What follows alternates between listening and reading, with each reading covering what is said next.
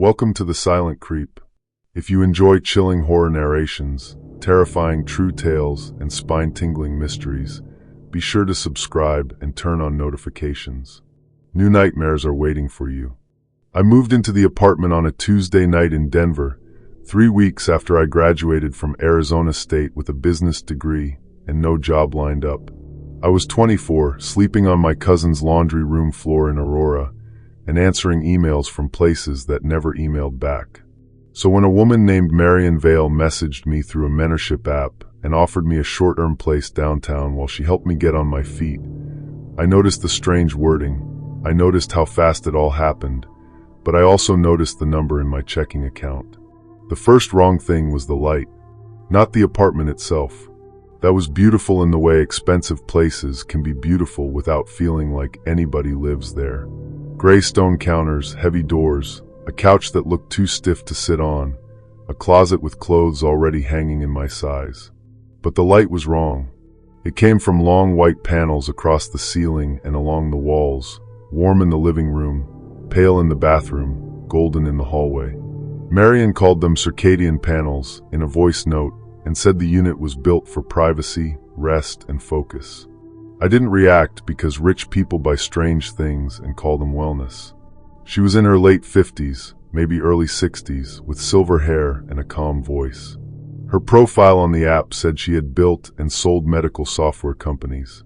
She wasn't flirty. She wasn't obvious. She asked about my goals, my loans, my parents, what kind of work I wanted. When I admitted I was scared I had wasted for years getting a degree I couldn't use, she said, "Then let's remove survival from the equation for a while." That sounded like something people say in podcasts. 2 days later, a black car picked me up outside my cousin's building. The driver didn't say much. He drove me to a glass tower near Union Station, pulled into a garage, and brought me through a side entrance instead of the lobby. A man at a desk scanned a card and nodded like he had been expecting me. No lease, no key, just a card in a white envelope with my first name on it. The apartment was on the 23rd floor, according to the elevator screen. But inside the elevator, there were no buttons except one that said residence and one that said garage. That bothered me for about 10 seconds. Then I walked into a place with a stocked fridge, new shoes by the door, and an envelope on the counter with $1,500 in cash for setup expenses. I had spent the previous night listening to my cousin and his girlfriend whisper about how long I was staying. That kind of thing makes your standards flexible. Marion's rules were simple. I had to check in every morning through the app. I had to attend one video call with her every Friday. I wasn't supposed to bring guests, and I was not to open the locked room at the end of the hallway. She mentioned that last part like it was boring. Storage, she said. Old records. Nothing useful to you. The door was black, unlike the others. It had a keypad instead of a handle. It sat at the end of a hallway where the light panels were always a little dimmer. The first night, I stood there with a glass of water in my hand and listened. Nothing. The second night, I heard a sound behind it. Soft crying. Not loud. Not dramatic. Just a thin, tired sound, like someone trying not to wake a roommate. I froze with my hand around the glass. The apartment's air system hummed overhead. Somewhere far below, I thought I heard traffic, but even that sounded fake, like it was coming through a speaker. I almost messaged Marion. Then the crying stopped, and my phone buzzed. Getting settled? Try to sleep early. Big day tomorrow. I hadn't told her I was awake. That was the first time I walked around looking for windows. I had assumed the windows were hidden behind panels, or that maybe the shades were built into the walls. The living room had what looked like a wide frosted glass wall, but when I touched it, it was warm plastic. The bedroom had a mural of a city skyline behind the bed, printed so cleanly it looked expensive, but it wasn't a view. The bathroom had a mirror with a light around it. The kitchen had smooth stone and cabinets. No window, no balcony door, no curtain, no crack of real night anywhere. I searched the apartment listing online. There wasn't one. I searched the building name. The tower existed, but the photos showed offices and rental units with huge windows. I stood in the middle of that apartment, and realized I didn't know where inside the building I actually was. The next day, I asked the man at the desk where the gym was. He smiled without standing. "Residents on your floor use private amenities." "Okay," I said. "Where are those?" He looked past me at the elevator. "Ms. Vale said you should take this week to rest." I laughed because it felt less awkward than asking why he knew my business. For the first week, I lived like someone had pressed pause on my actual life. Marion sent clothes. A barber came to the apartment. Groceries showed up in canvas bags with no store labels. She sent me job descriptions and had me rewrite my resume. She wired money that cleared. It felt wrong, but it also felt like being rescued. Every morning, I told myself I would ask more direct questions after I had a job interview, after I bought my mom a real birthday gift, after I stopped feeling like a stray animal someone had let indoors. The second warning came from the neighbor. I saw him once across the hall when my door opened at the same time his did. He was around my age, maybe older, wearing a gray sweatshirt and slippers. His hair was wet like he had just showered. He had a bruise-colored shadow under one eye, but it could have been sleep. I said, "Hey." He stared at me. Then he looked up toward the corner of the hallway, not at me, but above me. I followed his eyes. There was a round smoke detector there. When I looked back, he shut his door. That Friday, Marion asked if I had spoken to anyone. She asked it during our video call while sipping tea in a room with actual sunlight behind her. "Not really," I said. Her smile didn't change. "Good. People can be distracting when you're rebuilding." I said, "Is there a reason the apartment doesn't have windows?" She paused for half a second. "It's a converted wellness suite. Very rare. Some people pay a fortune for sensory-controlled housing." I nodded like that explained it. "And the locked room?" I asked. "Ethan." She had never used my name that sharply before. I looked down at my lap. "I'm not angry," she said, softer now. "But curiosity can ruin opportunities. You've had enough instability. Don't create more." The crying started again that night at 2:13. I know the time because I had begun keeping notes on my phone. Not dramatic notes. Just times, sounds, little things. At 2:13, crying. At 2:19, 3 knocks from inside the locked room. At 2:22, silence. At 2:24, my wall panels shifted from night blue to soft morning gray for exactly 2 seconds, then back again. On Sunday, my elevator card stopped working for garage. The screen just blinked red. I tried again. Red. I messaged the building help number Marion had given me. The reply came fast. "Garage access is temporarily paused for maintenance. Please remain in residence. Please remain in residence." I stared at that line for a long time. Then I walked to the black door at the end of the hallway and pressed my ear against it. At first, all I heard was the apartment's filtered air. Then something clicked behind the door, a tiny mechanical sound. A speaker came on. Someone whispered, "Don't. Not don't open it. Just don't." I stepped back so fast my heel hit the wall. For the next day, I acted normal. I checked in with Marion. I made coffee. I left my phone on the kitchen counter and took a shower long enough to fog the mirror. Then I wrapped a towel around my waist, ran the sink, and used the small screwdriver from the welcome toolkit to loosen the vent cover in the hallway ceiling. I didn't have some grand plan. I was looking for wires, cameras, anything that made my fear feel less embarrassing. There was a camera inside the vent. Small, black, angled toward the bedroom door. I put the vent cover back with shaking hands, then sat on the floor pretending to scroll my phone, because I no longer knew where it was safe to look scared. That night, I broke into the locked room. The keypad was not hard to beat, which somehow made it worse.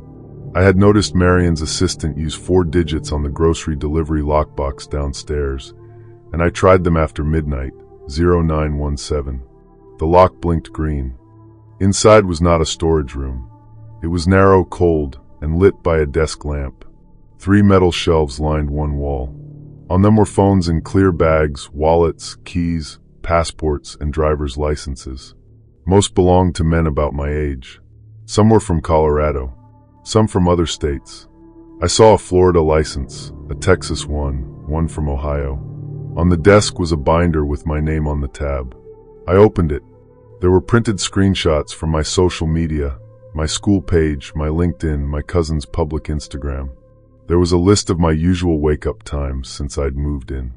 What I ate, how long I showered, how often I stood near the locked door. There were notes like, responds to praise, financial pressure, hi, family contact, mother weekly, tests boundaries but apologizes quickly.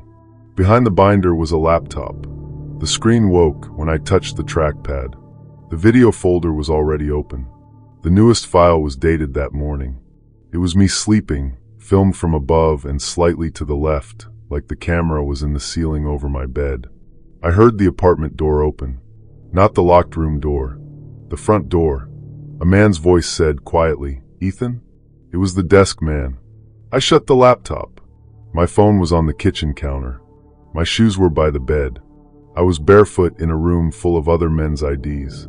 "Ethan," he called again, closer now. "Ms. Vale needs you to step into the living room." His tone was patient. That scared me more than if he'd shouted. I looked around the room. There was no window, of course. No second door. Just shelves, desk, a chair, and a red fire alarm pull station mounted near the ceiling with a plastic cover. I remember thinking it looked too new, like a prop. Then I noticed the label below it. Local alarm activates floor release. I climbed onto the chair, flipped the cover up, and pulled. The hallway lights exploded into white flashes. A horn screamed through the apartment. The desk man swore, the first human thing I had heard from him. I slammed the locked room door and hit the inside latch. It didn't have much of a lock from my side, but I shoved the metal chair under the handle. Then I grabbed the binder with my name on it and as many plastic bags as I could carry from the shelf. Phones and passports slid against my chest. The alarm kept screaming.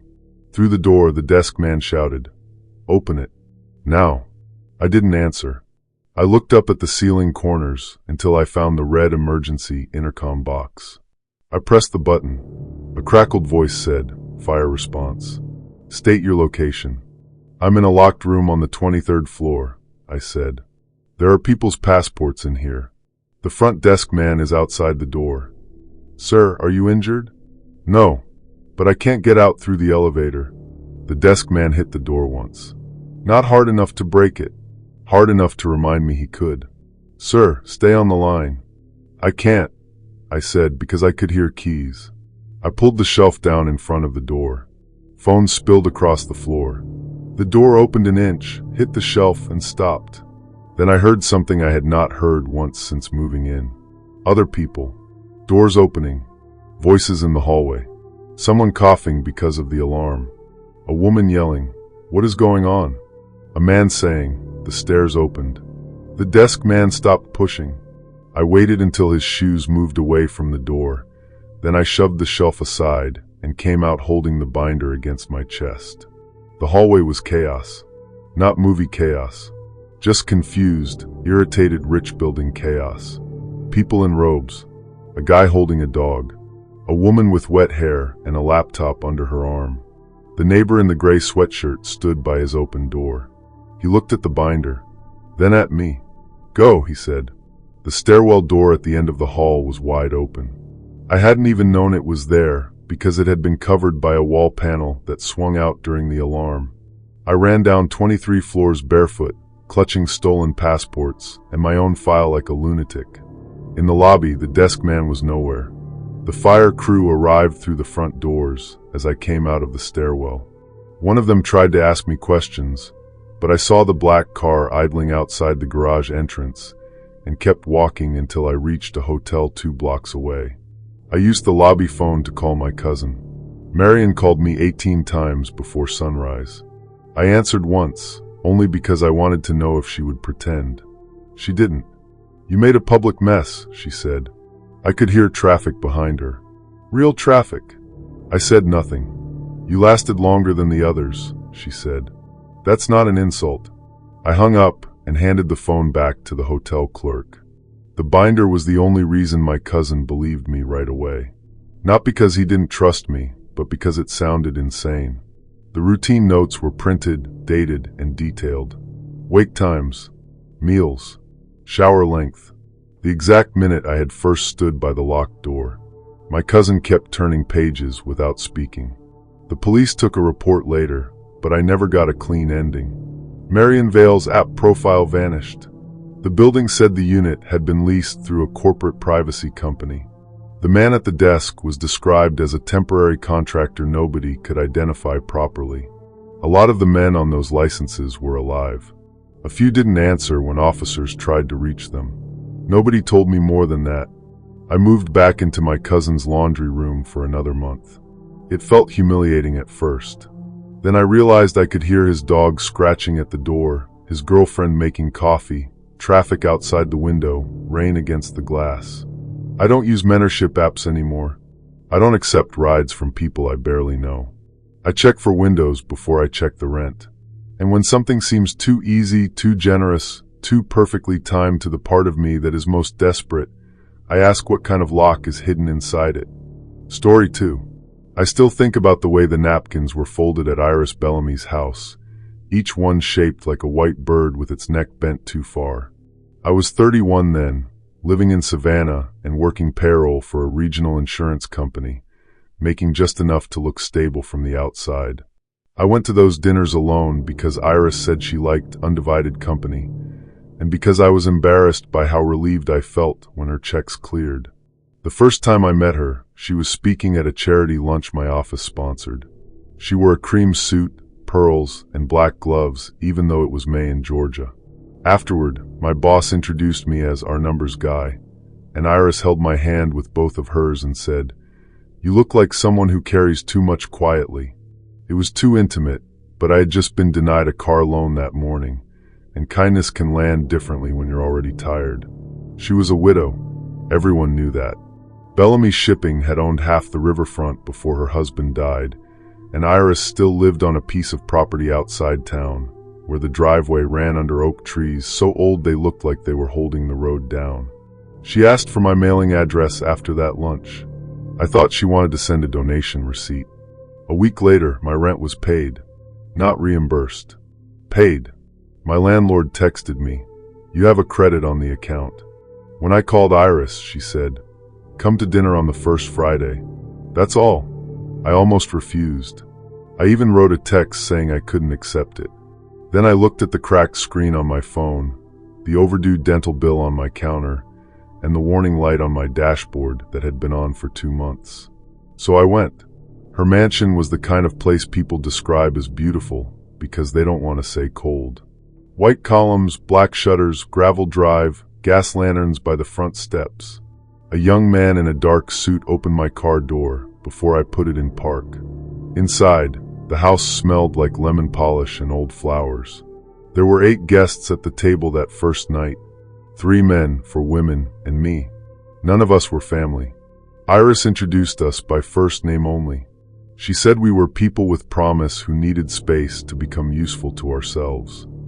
I remember a woman named Dana who taught 2nd grade, a man named Richard who said he had worked in music licensing, a quiet guy named Samir who smiled at every joke half a second late, as if he was checking whether it was allowed.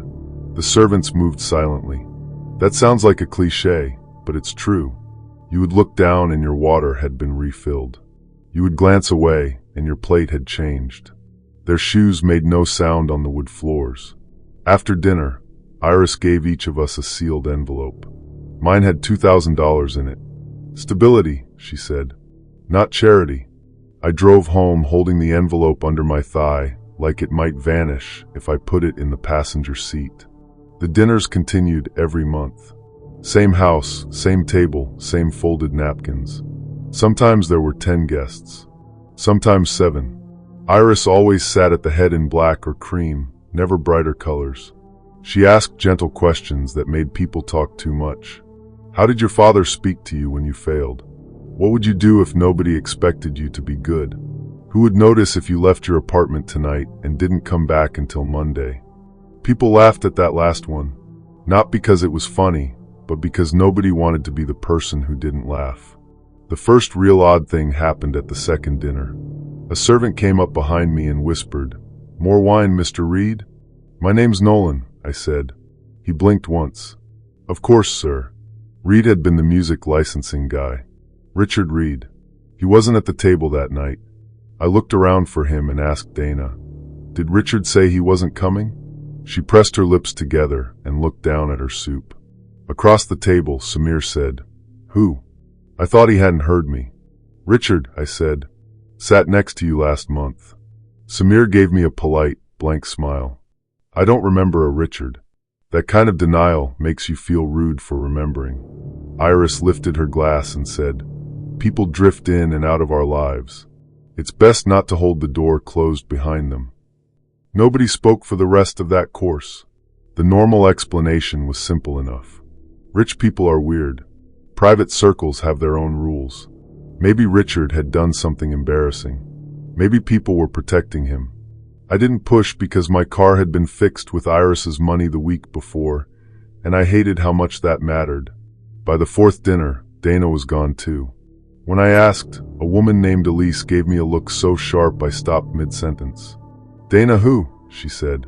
There were covered portraits all along the dining room walls. I had noticed them from the beginning, large rectangles under dark cloth, each tied with cord. Iris said the house was being restored, and the paintings were fragile. At first, I barely cared. Old houses are full of old covered things. But once people started disappearing from the table, the covered portraits became harder not to look at. In June, Iris asked me to stay after dinner. The other guests filed out toward the front door while a storm moved over the marsh. Rain hit the windows in sheets. She brought me into a small sitting room where every lamp had a red shade. "You're doing well," she said. "At work?" "In general." She poured tea I hadn't asked for. "I've been thinking of increasing your monthly support." I laughed awkwardly. I don't know what I've done to earn the current amount. Need is not a moral failure. It was exactly the sort of thing I wanted someone to say to me. Then she reached across and touched my wrist. "But secrecy is part of dignity, Nolan. Some people don't understand arrangements that are built on trust." I knew she meant Richard. "Dana, the questions." So I said, "I understand." I went home feeling ashamed before I knew what I was ashamed of. The final dinner I attended was in August. By then, only 5 of us were at the table. Iris had paid off one of my credit cards. She had sent me suits for work. She had somehow gotten my mother into a better physical therapy program in Jacksonville after her knee surgery. I had not told my mother about Iris. I told myself that was because she would worry. That night, a new catering company was in the kitchen. I knew because the servers were less invisible. One of them dropped a fork. Another bumped the swinging door with her hip. When I walked past the kitchen on my way to the bathroom, I saw a woman with short braids and a black apron staring at me. "Nolan," she whispered. It took me a second. "Janelle." She worked the deli counter in the office building next to mine. We talked sometimes when I bought coffee. "What are you doing here?" she asked. "Dinner," I said, which sounded stupid. Her eyes moved past me down the hall. "You alone?" Before I could answer, the same servant who had called me Mr. Reed appeared behind me. "Bathroom is the other way, sir." I smiled like I had made a wrong turn and walked away. At the table, Iris announced dessert would be served in the gallery. Everyone went quiet. Even the servants seemed to pause. The gallery was a long room behind the dining room. I had never been inside. It smelled dry and dusty, unlike the polished front rooms. The portraits there were uncovered. They were not haunted. They did not move. They were worse because they were ordinary. Oil paintings of men and women standing beside the same dining table, each dressed in formal clothes, each painted with Iris somewhere near them. A hand on a shoulder. A figure in the background. A pale reflection in a mirror. Richard's portrait was third from the end. Not old. Not from decades ago. He wore the same burgundy tie he had worn at that first dinner. Dana's portrait hung beside his.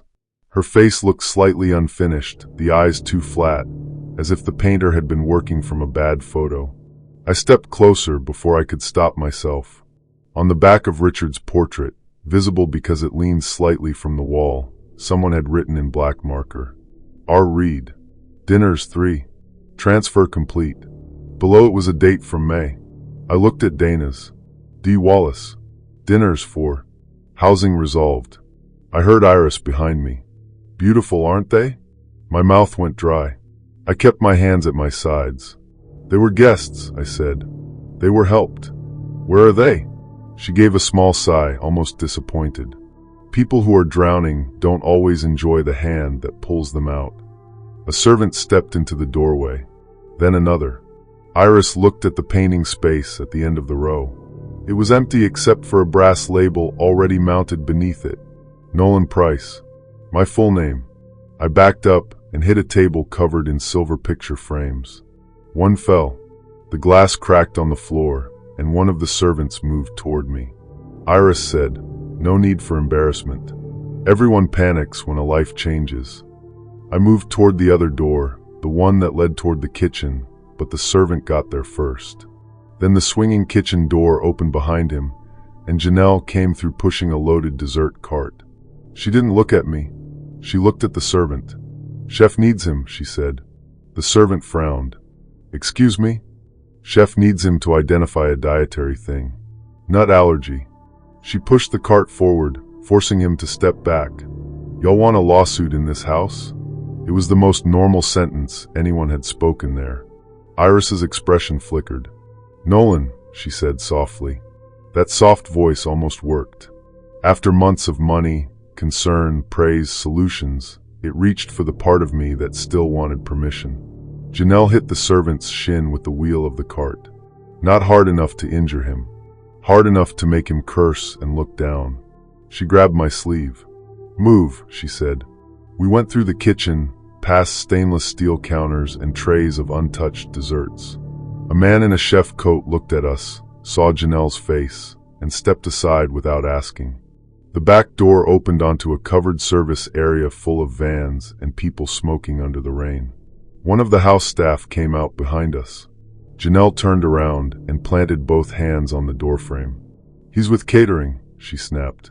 "He is not," the man said. "Well, he is now." The other catering workers looked over. Not heroically, just curiously. That was enough. The man in the suit smiled like the whole thing was a misunderstanding and went back inside. Janelle walked me to my car in the rain. "Drive straight to town," she said. "Don't stop on that road." I got in, and there was something on the driver's seat. A cufflink. Gold, square, engraved with the initials RR. I had never seen it in my car before. Richard had been wearing cufflinks at dinner that first night. I remembered because he had tapped one against his glass while talking. I drove with that cufflink in my cup holder, my wet shirt sticking to my back, waiting for headlights to appear behind me. No one followed. The next morning, my landlord called to say a woman had tried to pay 6 months of my rent in advance, but had asked to add herself as an emergency contact. I told him not to accept anything from her. My credit card company said the payment she made could not be reversed from my side because it had been processed as a third-party settlement. Even leaving her help behind was complicated. I never went back to the house. Janelle gave a statement to my boss when Iris called the office and claimed I had stolen from her. She didn't make it dramatic. She just said she saw me at a private event, saw me blocked from leaving a room, and walked me out. My boss stopped mentioning Iris after that. I kept the cufflink for a while in a plastic bag in my kitchen drawer. Not because I wanted a souvenir, because on bad days, when bills piled up again, and I wondered if I had made the whole thing worse by walking away from help, I needed to touch something cold and real that proved Richard had existed. I changed jobs in October. I also stopped accepting gifts that arrived with rules attached. The thing I learned is not that every generous person is dangerous. That would be easier. The truth is quieter and more annoying. Sometimes being needed feels good. Sometimes being useful to someone powerful feels like safety. And sometimes the hand pulling you out of the water is only measuring how long you can hold your breath. Story 3. The first voice note from my own number was 3 seconds long, and all it said was, "Don't go inside." I was 26, standing outside a UPS store in a strip mall outside Philadelphia, wearing my work hoodie from a coffee shop in University City, and holding a prepaid phone I had bought because a woman named Lydia Cross told me it was safer for private mentorship. I was alone because I had come straight from a closing shift, and I didn't tell my roommate where I was going because I was embarrassed that I still needed a stranger's money. Lydia had found me on an app called Patron Path. It was supposed to connect young professionals with donors, mentors, and sponsors. I joined after my car got repossessed and my student loan payment bounced in the same week. My weakness then was attention. Not romance exactly. Just the feeling that someone with money and polish had picked me out of the crowd and decided I was worth saving. Her profile showed a woman in her 60s with smooth gray hair, sharp cheekbones, and tailored coats. She said she lived between Boston, New York, and London. She never called, only voice notes. At first, they were normal. Good morning, Caleb. Don't skip breakfast before an opening shift. You write well. Use fewer apologies. Send me the utility balance. I'll handle it. And she did handle it. My Pico bill went to zero. My phone stayed on. She sent $800 after I mentioned needing dental work. She never asked for pictures. She never flirted. She asked me to read short passages aloud sometimes because she said she invested in communication training and wanted to hear my confidence improve. I should pause there and say how obvious that sounds from a distance. Up close, it sounded like homework. The first strange note came on a Thursday. I was at the register, half listening through one earbud while steaming milk. Lydia's voice said, "The green apron suits you better than black." Our aprons were green. That wasn't special. Anyone who knew the coffee chain could guess that. I looked around anyway. Customers, laptops, a stroller, one guy waiting too long near the pickup counter. Nothing that made sense. I didn't react because people make lucky guesses, and I didn't want to be the kind of person who turns help into suspicion. The second strange note came 3 days later while I was waiting for the 21 bus. "Don't take the first bus," Lydia said. "The driver brakes too sharply." The first bus pulled up packed, and I let it go because I was tired and didn't feel like standing. 10 minutes later, another one came.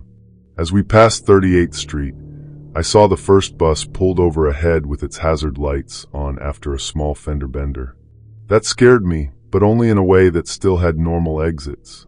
Maybe she had traffic alerts. Maybe she had access to some city feed. Maybe rich people paid for information the rest of us didn't know existed. The third thing was the receipt. She told me to buy a prepaid phone from a Target in South Philly. "Your current number is too exposed," she said. "Send me the receipt after." I bought it after work at 9:48 p.m. I know because the receipt printed with the time. When I got home, there was already a voice note from Lydia sent at 9:44. "Good," she said. "Keep the receipt. You'll need the last 4 digits."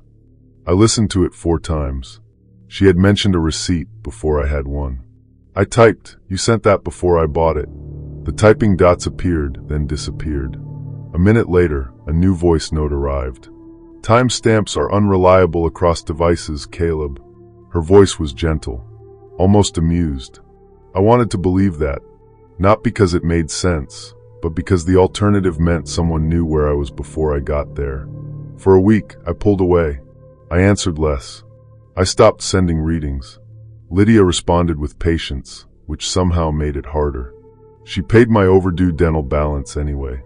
She sent a winter coat to my apartment building with no return address. She told me I didn't know her constant access, only honesty. Then one night after closing, my own number texted me. Not Lydia's number. Mine. It was a voice note attachment. 3 seconds.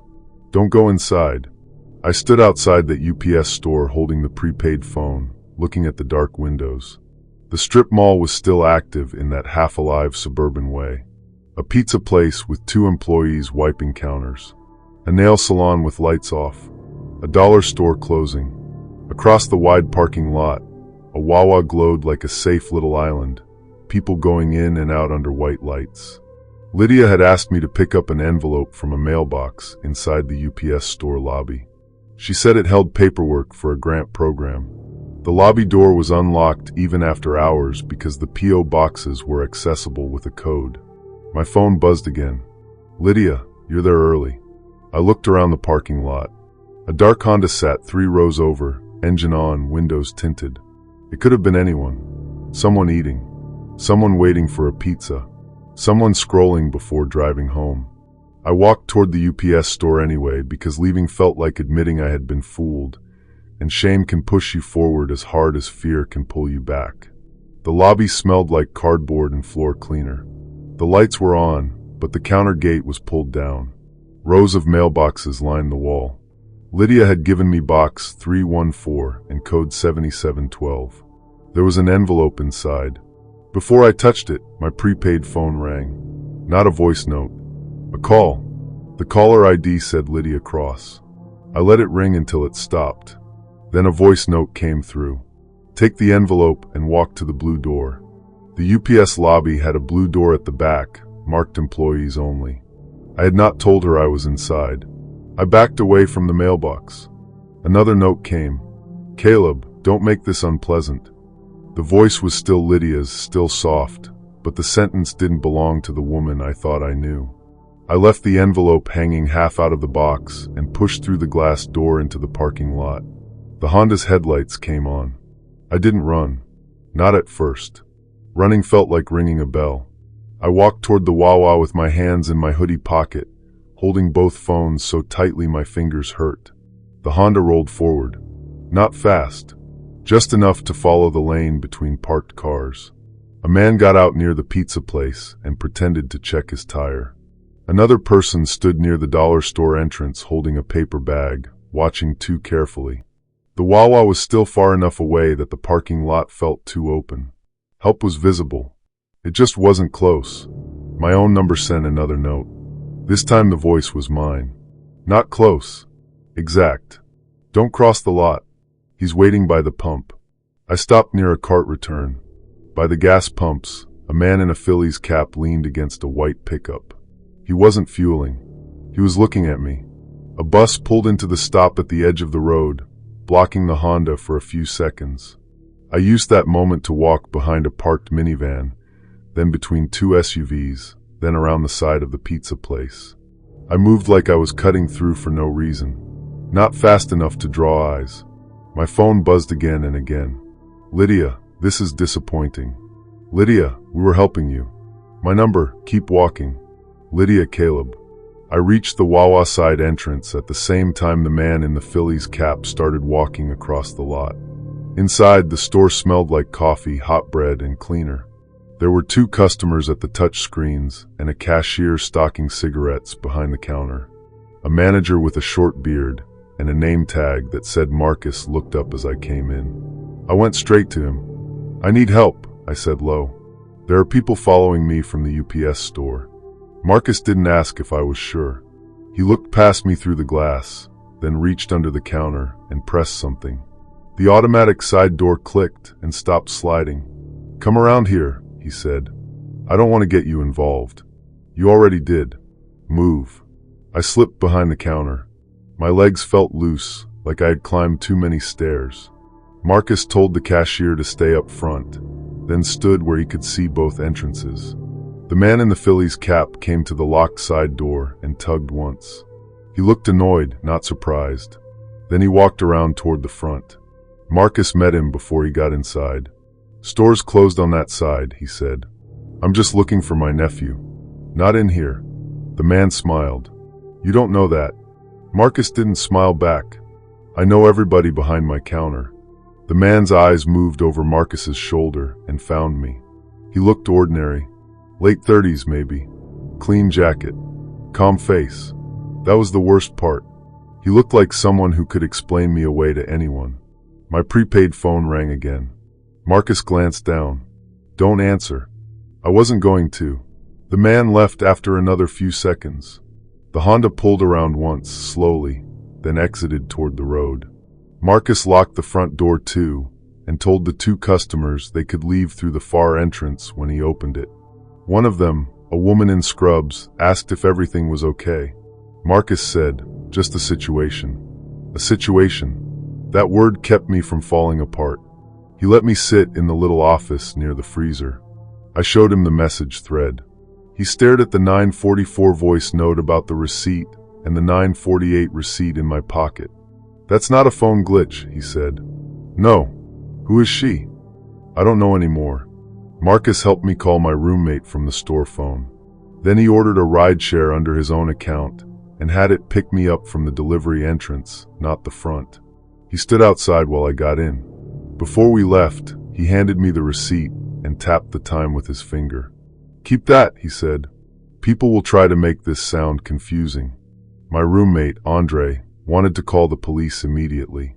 I did talk to them later, but there wasn't much they could do with app messages, spoofed numbers, and people who were gone by the time anybody looked. The UPS store manager checked the mailbox the next morning. Box 314 had been rented with a prepaid card and an ID that didn't match Lydia Cross. The envelope was gone. Andre and I went back in daylight 2 days later, not because it was brave, but because I needed to see the place without panic attached to it. Behind the strip mall, near the dumpsters, we found a small office suite with paper taped over the inside windows. The sign said Harbor Speech Consulting. The door was locked. Through a gap in the paper, I saw a folding table, a ring light, a laptop stand, and a stack of cheap phones. The office was empty by the next week. I never found out if Lydia Cross was real. A reverse image search showed her photos belonged to a retired executive in Connecticut whose name was not Lydia. The voice could have been stolen, made, altered, or performed. I don't know. I only know someone had recordings of me reading paragraph after paragraph in my own voice, and at some point my phone played a warning that sounded exactly like me. That still bothers me more than the men in the parking lot. I deleted Patron Path. I changed numbers. I stopped taking closing shifts for a while. Andre and I made a rule that if either of us meets anyone from an app for money, work, or anything that sounds like a shortcut, the other person gets the address first. Sometimes I miss the version of Lydia I thought existed. That sounds pathetic, but it's true.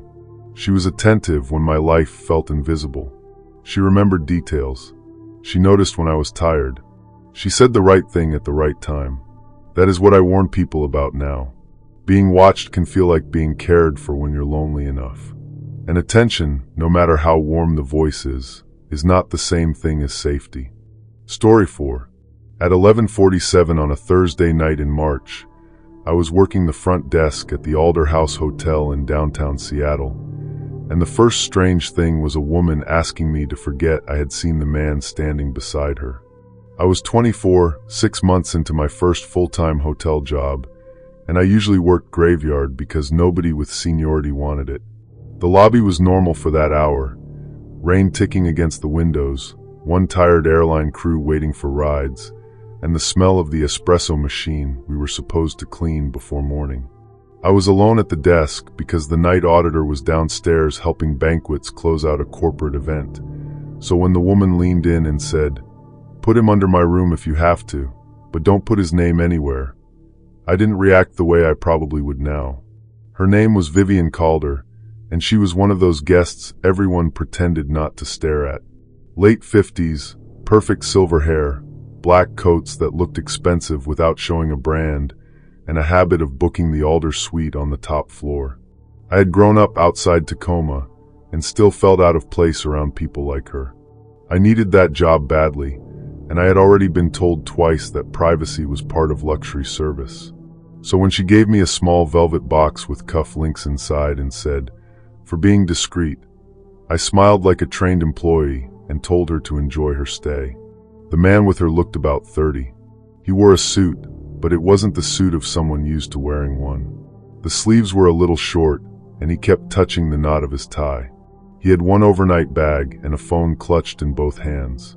I remember him looking back at the lobby doors as the elevator opened, like he was checking whether he could still change his mind. Vivian noticed me noticing. "He's nervous," she said. "Big opportunity upstairs." The elevator doors closed before I could answer.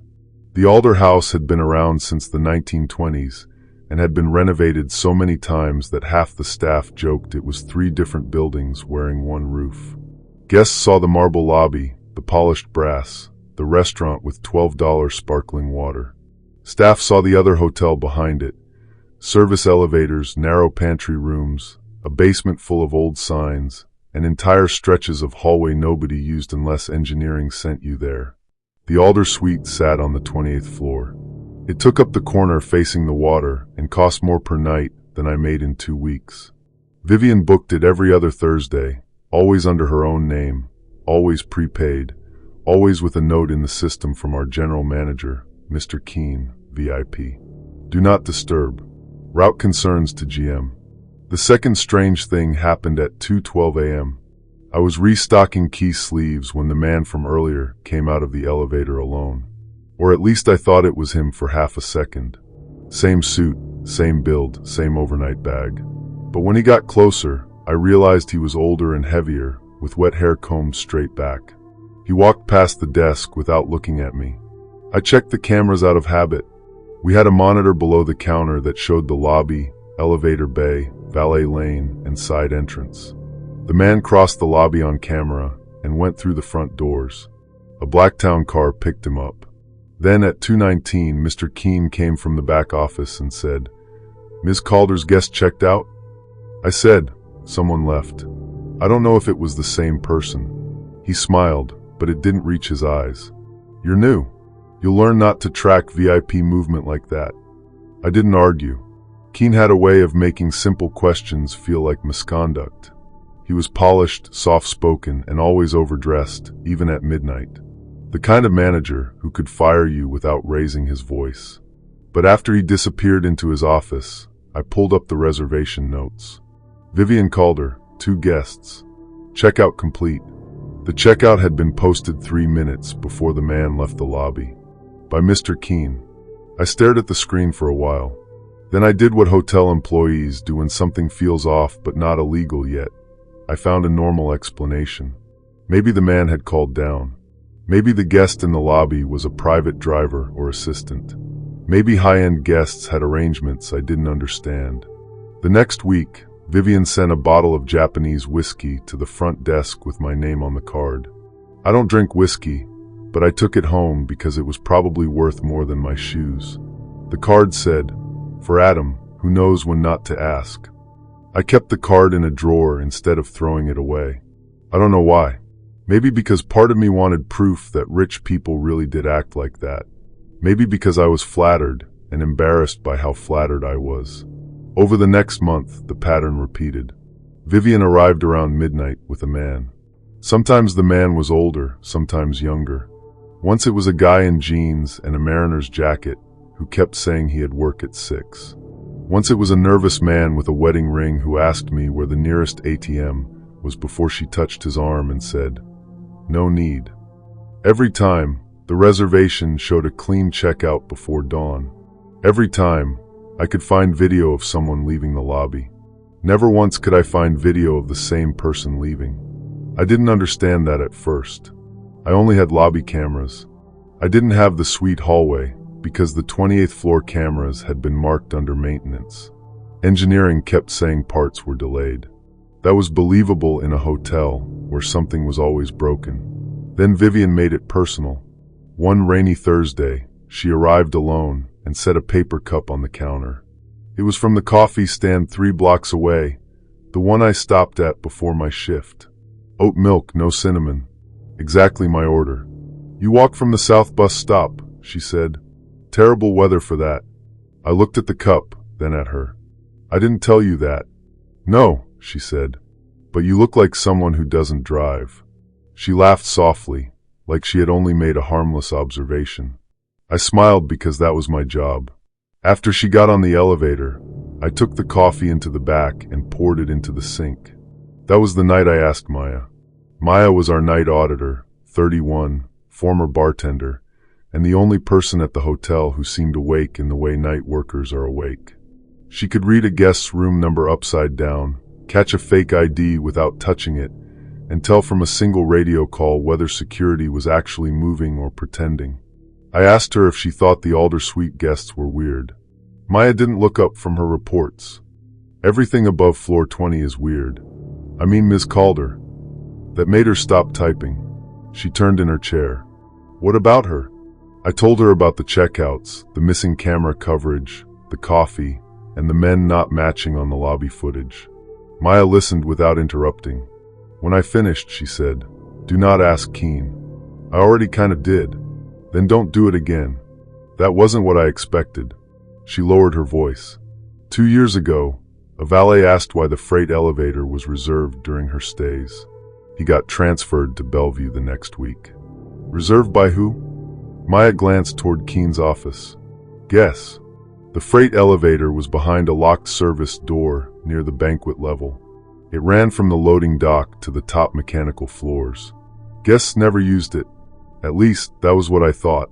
Around 1:40 that morning, after Vivian came in with another man, Maya showed me how to pull the key log from the back office terminal. Every electronic key in the hotel left a record: room, door, time, user. Guest keys, staff keys, master keys. The Alder suite showed normal activity. Guest entry at 12:08. Housekeeping lockout. Do not disturb. But there was another entry that didn't make sense. Door 28S. It had been opened from inside the suite at 12:44. I asked Maya what 28S was. She said, "No idea. We searched the building map. The current map didn't show it. The fire map didn't show it." Then Maya pulled up an old PDF used for insurance inspections. Behind the Alder suite, on the other side of its private pantry, was a narrow service passage from before the renovation. It connected to an abandoned section listed as closed for structural evaluation. Closed for structural evaluation in 1998. The door opened again at 2:03. This time, I was already upstairs. I shouldn't have gone. I know that.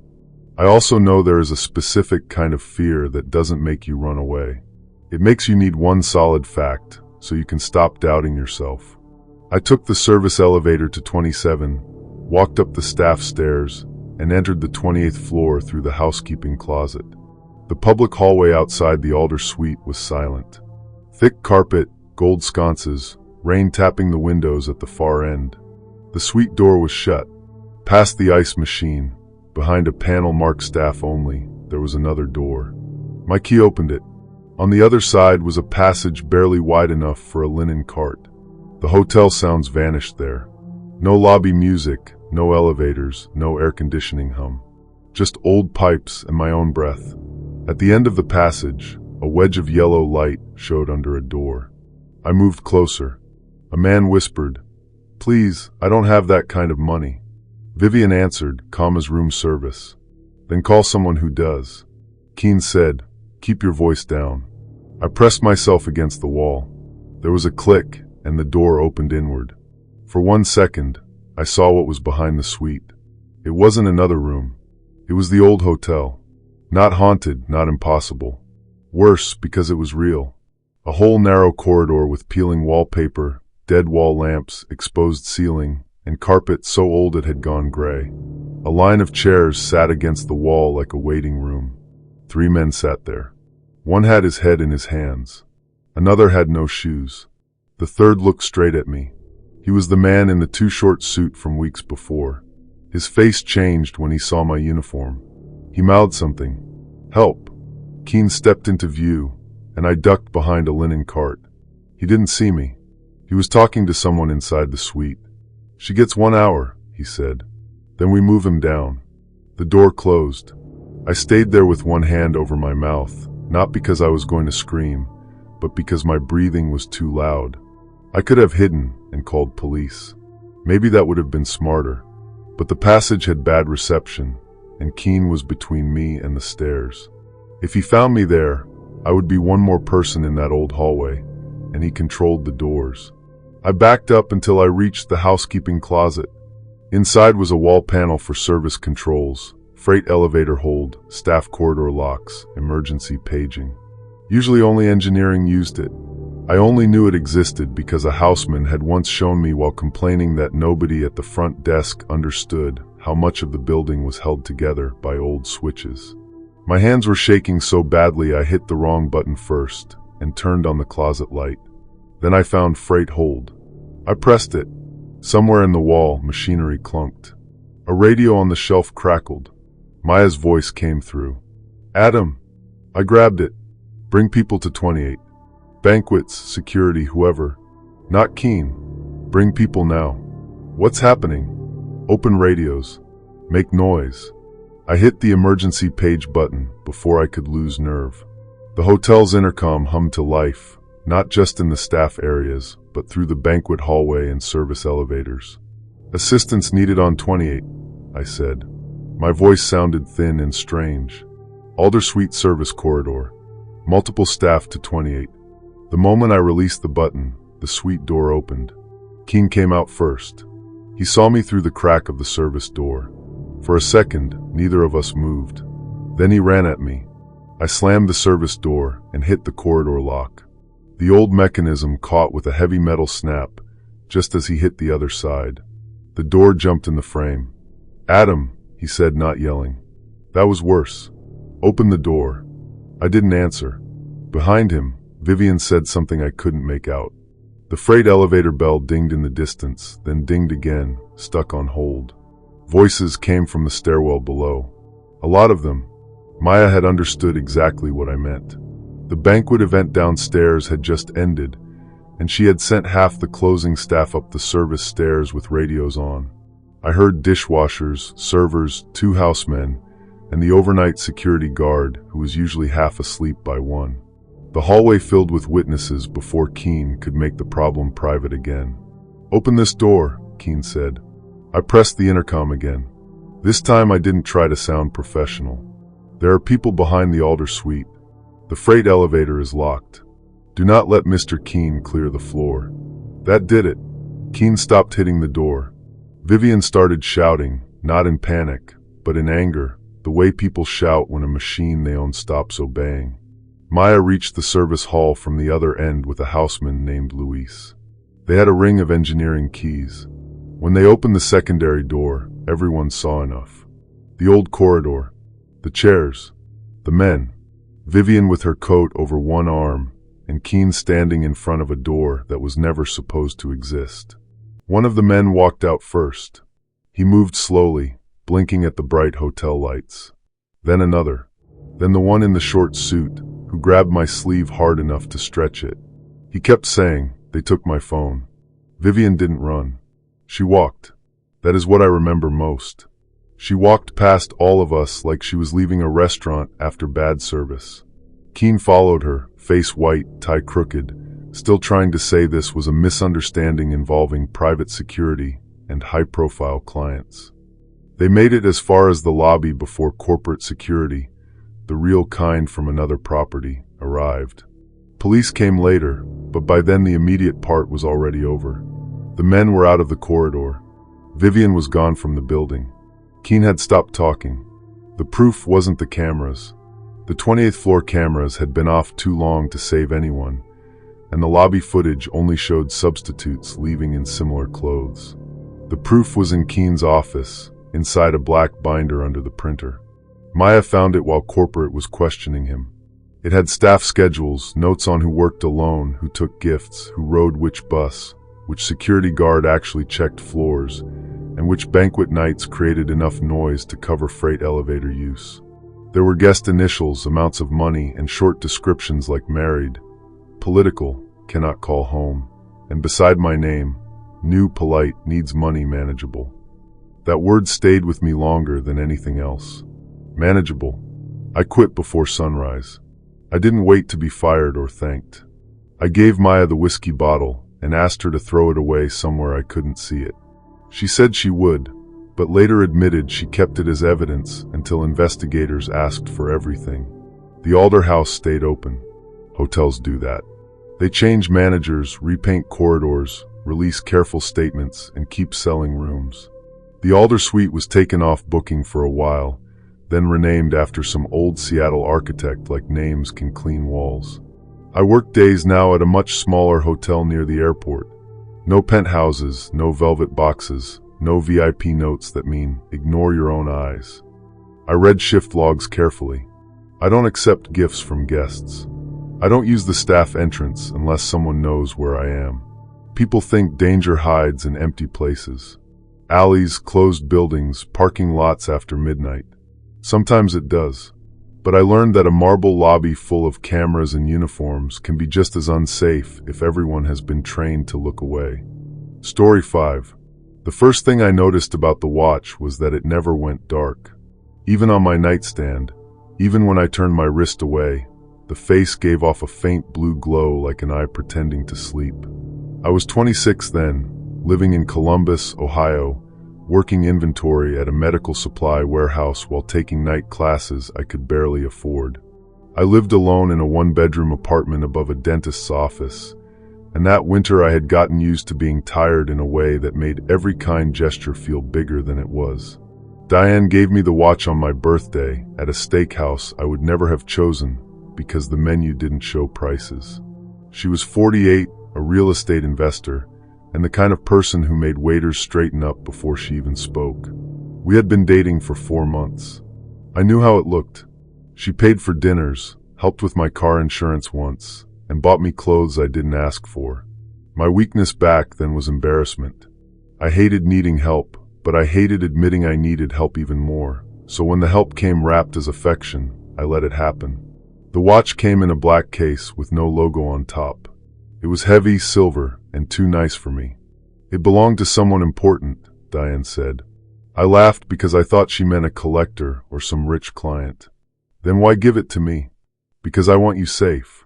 She reached across the table and fastened it on my wrist herself. Her nails were pale pink, perfect, cold from the wine glass. One rule, she said. Don't take it off. I thought she was being dramatic in a rich person way. People attach stories to things they buy. I figured maybe it had belonged to her father or an old boyfriend, and she didn't know how to explain it without sounding sentimental. So I told her I wouldn't. The first time it helped me, I became less suspicious. 2 days later, I was walking from the warehouse to my car after a late shift when the watch started ticking. Not a normal watch tick. A hard, tiny click against my wrist, fast enough that I could feel it in my thumb. I stopped under the awning to look at it. The screen showed 30 seconds. No words, just numbers counting down. I was still staring when a forklift came around the corner of the loading bay too fast and clipped a stack of empty pallets. They slid across the wet pavement, right where I would have been walking. The driver shouted, "Sorry, man." The timer hit 0 and went black. I stood there in the cold, looking from the pallets to the watch. When I told Diane, she smiled like I had finally understood something. "It notices patterns," she said. "That's all." "What kind of patterns?" "The kind you miss when you're exhausted." That explanation sounded almost reasonable. Smart watches track heart rate, movement, location. Maybe it detected vibration or noise or something from the forklift. I didn't know enough about expensive tech to challenge it. I only knew I had stopped walking at the right second. The second time, it ticked while I was driving. I was on I-71, heading to class, when the countdown started at 45. I slowed down without thinking. A pickup 2 cars ahead lost a mattress from its bed. The car in front of me swerved. I had enough space to brake. After that, I started trusting the watch. That was what Diane wanted. It didn't feel like control at first. It felt like care. It reminded me to leave work earlier. It buzzed if I stayed too long in certain neighborhoods. It displayed little messages from Diane that looked sweet if you didn't read them twice. Bad traffic near your class. Come to my place instead. Your pulse is high. Who upset you? You forgot lunch. I ordered something.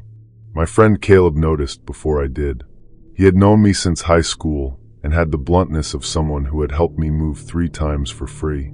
We were eating tacos near campus when the watch buzzed. "Diane, you're quiet. Everything okay?" Caleb looked at my wrist. "Does she text you every time you blink?"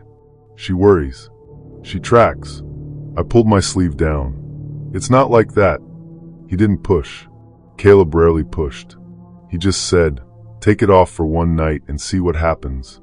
I laughed it off because I didn't want him to be right. That night I tried. I sat on the edge of my bed, pinched the clasp, and pulled. Nothing happened. The clasp had a little recessed button I hadn't noticed before, and when I pressed it, the watch vibrated hard enough to sting. My phone rang immediately. "Diane." I didn't answer. A text appeared on the watch instead. "Don't." One word. I stared at it until the screen faded. A normal person would have removed it then, even if they had to use tools or go to a jeweler. I didn't because I was ashamed of how far I had let it go. Shame makes you negotiate with yourself. I thought, I'll talk to her tomorrow. I thought, maybe it alerts her because she bought it and set up safety features. I thought about my overdue tuition payment, the insurance she had covered, the way my apartment felt warmer when she ordered dinner and came over with flowers. The next warning was small enough to ignore in the moment, which made it more effective. Diane asked what Caleb and I had talked about. Not generally. Specifically. Does he think I'm controlling? She asked while we were in her kitchen. I hadn't mentioned Caleb's name. I hadn't told her we met. I said, he says things. She poured tea without looking at me. Friends get jealous when someone finally takes care of you. There was no anger in her voice. That made me answer gently, like I was the one calming her down. 2 days later, Caleb stopped replying to my texts. When he finally did, it was one line. Don't bring me into whatever this is. I called him 6 times. He didn't pick up. The watch started a countdown during my lunch break the following Monday. 10 minutes. I was in the warehouse break room, eating from a vending machine because I had forgotten the lunch Diane kept reminding me to pack. I watched the numbers tick down while my coworkers talked about basketball. At 0, my supervisor came in and asked me to step into the office.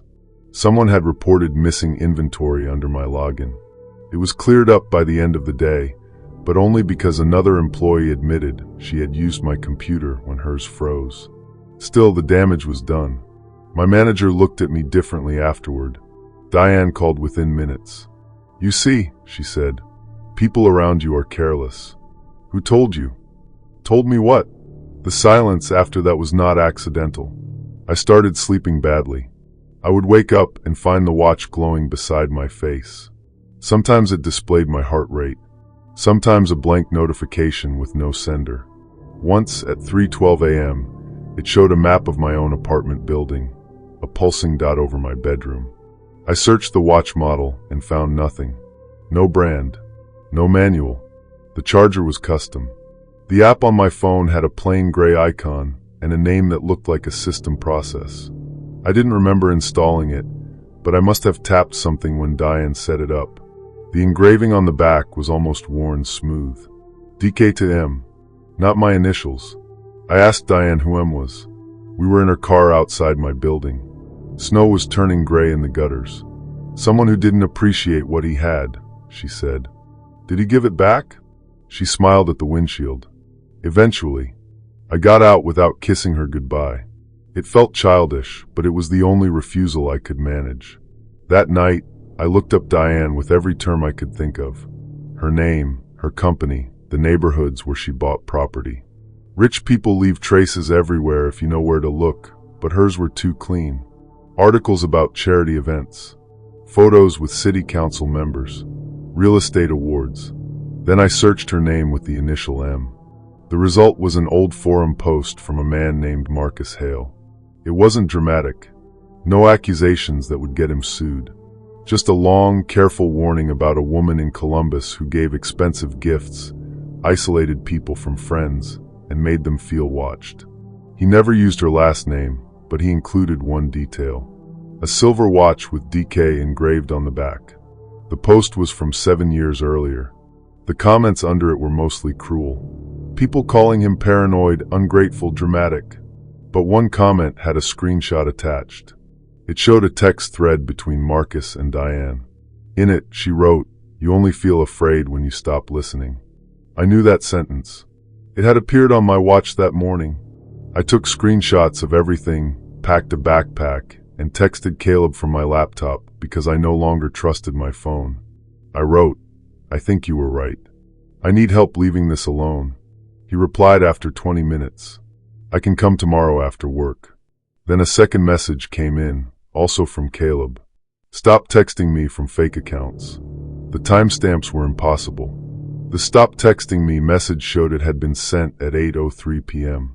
My message asking for help was sent at 8:17 p.m. I stared at the screen, then opened my phone. There was a thread with Caleb I had never seen before, full of messages that sounded almost like me but not quite. They were defensive, needy, insulting in subtle ways. The last one, sent from my phone at 8:01, said, "Keep your opinions away from my life." At 8:22, the watch began to tick. The timer started at 30 minutes. Diane texted my phone, "Open the door when I get there." I didn't move for maybe 10 seconds. Then I moved too fast. I put on shoes, grabbed the backpack, and went to my front door. Someone was already in the hallway. I could hear the elevator doors open, then Diane's voice, low and pleasant. "He's been under a lot of stress." A man answered, "You sure he's alone?" I stepped back from the door.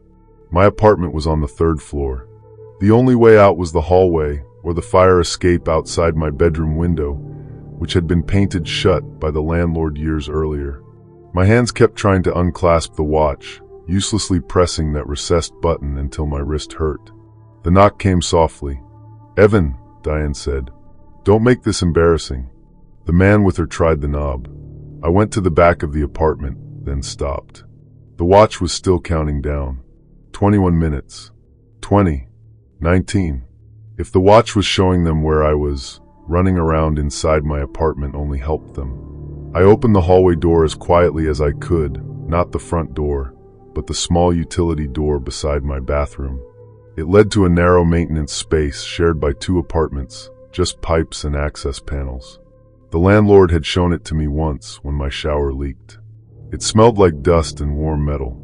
I squeezed inside and pulled the door almost shut. Seconds later, my front door opened. I don't know if Diane had a key, or if the man did something to the lock. I only know I heard my own door open and her heels cross my kitchen floor. "Evan," the man said, "closet." Doors opened. My bedroom. My coat closet. My bathroom. Diane's voice changed when she saw the laptop. "He knows." The watch kept ticking against my wrist in the dark. The man walked past the utility door. I saw his shoes through the crack. Black, polished, wet from the snow. Diane said, "Check downstairs. He won't go far." They left my apartment in a hurry. I waited until their footsteps reached the elevator, then slipped out of the utility space and took the stairs down 1 floor, then another. I didn't go to the front exit. I went to the basement laundry room, because it connected to the alley through a trash door that stuck in winter. The watch hit 0 as I crossed the laundry room. Nothing exploded. No alarm sounded. No final warning appeared. My phone rang. "Diane." I left it on top of a dryer and kept walking. I spent that night on Caleb's couch. He apologized for believing the messages. I apologized for making it easy to believe them. In the morning, we took the watch to a repair shop 20 miles away. The man behind the counter removed it with a jeweler's tool and a lot of muttering. He said there was more inside it than a watch needed, then stopped talking like he didn't want the responsibility of saying it out loud. I never got a clean ending. Diane didn't get arrested in some satisfying way. She sent emails for a while, then flowers, then nothing. My landlord claimed he had never given anyone access to my apartment, but he also refused to put that in writing. Caleb and I saved the message thread with the broken timestamps, the fake texts, and the screenshots from Marcus Hale's old post. That was enough for me. I moved out 2 weeks later, even though it wrecked my savings. I changed my number, replaced my phone, stopped taking help that came with conditions, and learned to say no before I could afford to explain why. The last thing Diane ever sent was a birthday card the next year. No return address. Inside was a photo of my wrist from the night she gave me the watch, taken from across the restaurant table. On the back, in her handwriting, she had written, "I only wanted you safe." I keep it in a folder with everything else, not because I want to remember her, but because I want to remember how easy it was to mistake access for love. You don't owe anyone your door, your location, your passwords, your sleep, or your friends just because they paid for dinner and called it care. Story 6. Every weekday during training, I had the same routine. Clock out from the welding lab at 6:10, walk to the shuttle stop behind the Nashville Technical Center, ride back to the extended stay motel, microwave dinner, and fall asleep with the TV on. I was 29 from Tulsa, and I had come to Tennessee for a 6-week certification my company promised would get me a better position if I passed. I didn't know anyone in the city. My truck had died the month before, and the shuttle was the only thing keeping me from spending half my paycheck on rides. The first time I noticed the red car, it was parked across from the training center in a visitor space with its lights off. A red Mercedes, clean enough to reflect the rain, with a woman inside wearing sunglasses even though the sky was dark. That was the first wrong thing, but not wrong enough to make a scene about. The technical center shared a lot with offices and a private clinic. Expensive cars came and went. I was also lonely in a way I didn't like admitting after a breakup that had left me checking my phone too much. So when a stranger looked in my direction, I told myself it was probably not about me. The second time, the car was outside my motel, not directly outside my room. That would have been too obvious. It sat under the portico near the lobby while I got off the shuttle with 3 other trainees. Same red paint, same tinted windows, same small gold emblem on the rear window. A woman stepped out as I passed. "Evan Brooks?" she said. I stopped because people who know your name usually have a reason. She was maybe early 40s, tall, with dark hair cut to her shoulders and a beige coat that looked too clean for the weather. She didn't smile at first. She studied me like she was comparing me to a picture. "Do I know you?" I asked. "I'm Claire," she said. "I'm friends with Martin from your company. He asked me to check that the Tulsa group got settled." There were 2 problems with that. 1, my manager's name was Martin. 2, he was exactly the kind of person who would ask someone else to check on us and forget to tell us. So I didn't question it the way I wish I had. She pointed toward the motel lobby. "They put you in 214? I blinked. "Yeah, those rooms face the highway." Loud. "Ask for the back next time." Then she got back in her car and left. The next morning, I asked the front desk if someone named Claire worked with the motel or the training program. The clerk, a bored guy named Pete who always had one earbud in, shrugged. "Corporate people come through all the time." That was not an answer, but it was enough of one for me to move on. A few days later, it rained so hard the parking lot looked like a shallow pond. The shuttle app showed delayed, then canceled, then delayed again. I stood under the awning with my backpack under my jacket, watching water pour off the roof. The red Mercedes pulled up. Claire rolled down the passenger window. "Get in before you drown," she said. I hesitated. She lifted one hand from the wheel. "I'm not going to kidnap a grown man in front of security cameras." It was the kind of joke that works because it says the thing you're thinking before you can say it. I looked back at the locked training center doors. The only other person at the stop had already called a ride. My motel was 4 miles away. I was soaked, tired, and still embarrassed by how little money I had after paying for the certification fee. So I got in. Her car smelled like leather and peppermint. The heat was on high. A bottle of water sat in the cup holder, unopened. "You're from Tulsa," she said as she pulled out. "Martin told you?" What exactly do you do?" "A little of everything." People with money love that answer. She drove the correct route to my motel.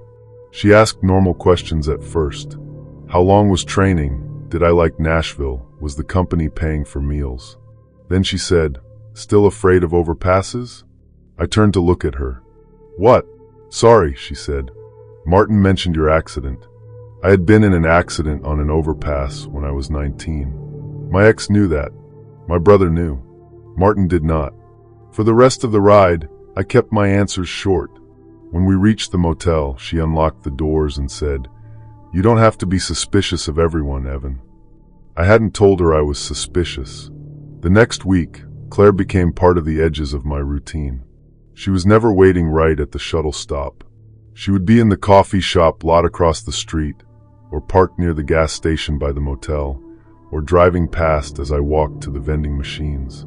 She didn't always talk to me. Sometimes she only lifted her fingers from the steering wheel. Then the favors started. A meal delivery I hadn't ordered. A prepaid gas card, even though I didn't have a car. An envelope at the front desk with cash inside and a note. "Don't fail because you were too proud to eat." I should have returned it. Instead, I paid for groceries. That is the honest part. I was hungry, and the money helped. Claire knew that too.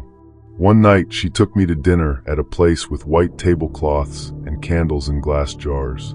I told myself it wasn't a date because she didn't call it one. She asked about my younger brother, Ryan, who was still in Tulsa and finishing community college. "How's Ryan handling your mother's house?" she asked. My fork stopped halfway to my mouth. My mother's house? The one on Maple Ridge. I had lived on Maple Ridge until I was 12. I had never mentioned it in Nashville. I had never mentioned it to Martin. It was not on my current paperwork. I said, "Where are you getting this?" She looked almost hurt. People are easier to find than they think. That answer sat between us for the rest of dinner. Back at the motel, I searched her name.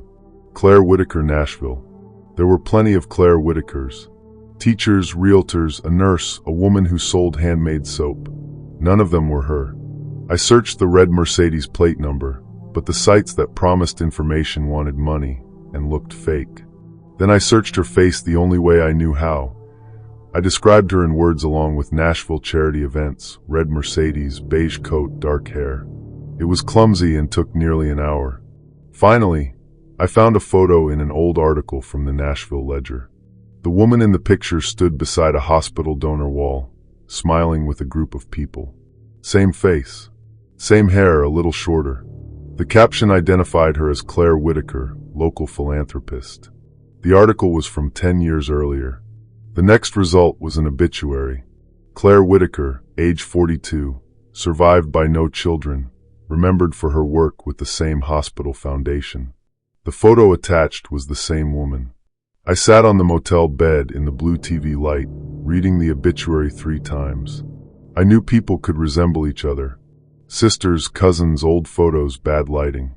But this was not a passing resemblance. It was her. The next day in class, I made mistakes on welds I could do in my sleep. My instructor asked if I was sick. I said I hadn't slept. At lunch, I called Martin and asked if he knew a Claire Whitaker. "Who?" "Claire. Nashville. Said you asked her to check on us." He paused. "I didn't ask anybody to check on you." I could hear office noise behind him. "Is something wrong?" I almost told him everything. Then I imagined saying, "A woman who looks like a dead philanthropist has been giving me rides," and hearing how it sounded. "I'm good," I said. "Just checking." That afternoon, Claire texted me for the first time. "Don't let Martin make you feel stupid." I had not given her my number. I packed that night. Not everything, just enough to leave fast if I needed to. Then I did something that felt ridiculous and necessary. I went to the cemetery from the obituary. It was on the east side, past neighborhoods I didn't know, with old trees and hills that made the roads curve unexpectedly. I took 2 buses and walked the last half-mile along a wet shoulder because the sidewalks ended. The sky was low and gray. Every sound carried. The cemetery office was a small brick building near the entrance. Inside, an older woman with silver glasses sat behind a desk surrounded by maps and silk flower arrangements. Her nameplate said Mrs. Larkin. I told her I was looking for Claire Whitaker's grave. "Family?" she asked. "No," I said. "I'm sorry. I just need to confirm something." She gave me the cautious look people use when they work around grief and learn not everyone who comes in is stable. But she printed a map and circled Section F. "She gets visitors?" I asked. "Not many," Mrs. Larkin said. "Someone left flowers this morning, though." I walked to Section F with the map folded in my pocket. Claire Whitaker's headstone was simple, gray, and damp from rain. The dates matched the obituary. The face from the article had belonged to a dead woman for a decade. On the grass in front of the grave was a bouquet of red roses wrapped in clear plastic. Attached to it was a small delivery card. I bent down. "For Evan Brooks." No message. Just my name.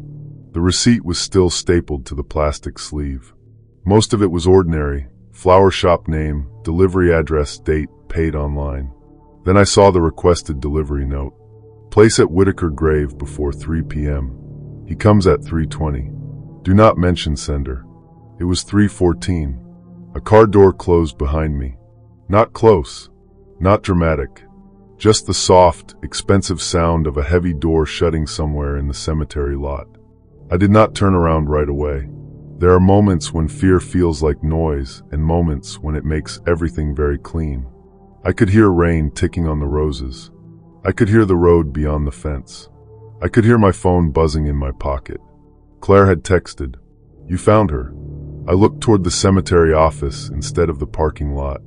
The red Mercedes was there, parked near the front, angled so the driver could see the path from Section F. Claire stood beside it, talking to Mrs. Larkin through the office door. She had known I would come. Maybe from my phone. Maybe from the searches. Maybe because she understood people better than I wanted her to. The how mattered less than the fact that she was waiting between me and the way out. Running would have told her everything. It also would have taken me straight past the car. So I walked, slowly like a person who belonged there. A funeral service was starting 2 sections over. About 30 people stood under black umbrellas near a tent. A cemetery worker was holding traffic for a hearse. I put the flower receipt in my pocket, folded the map, and walked toward the group. Nobody stopped me.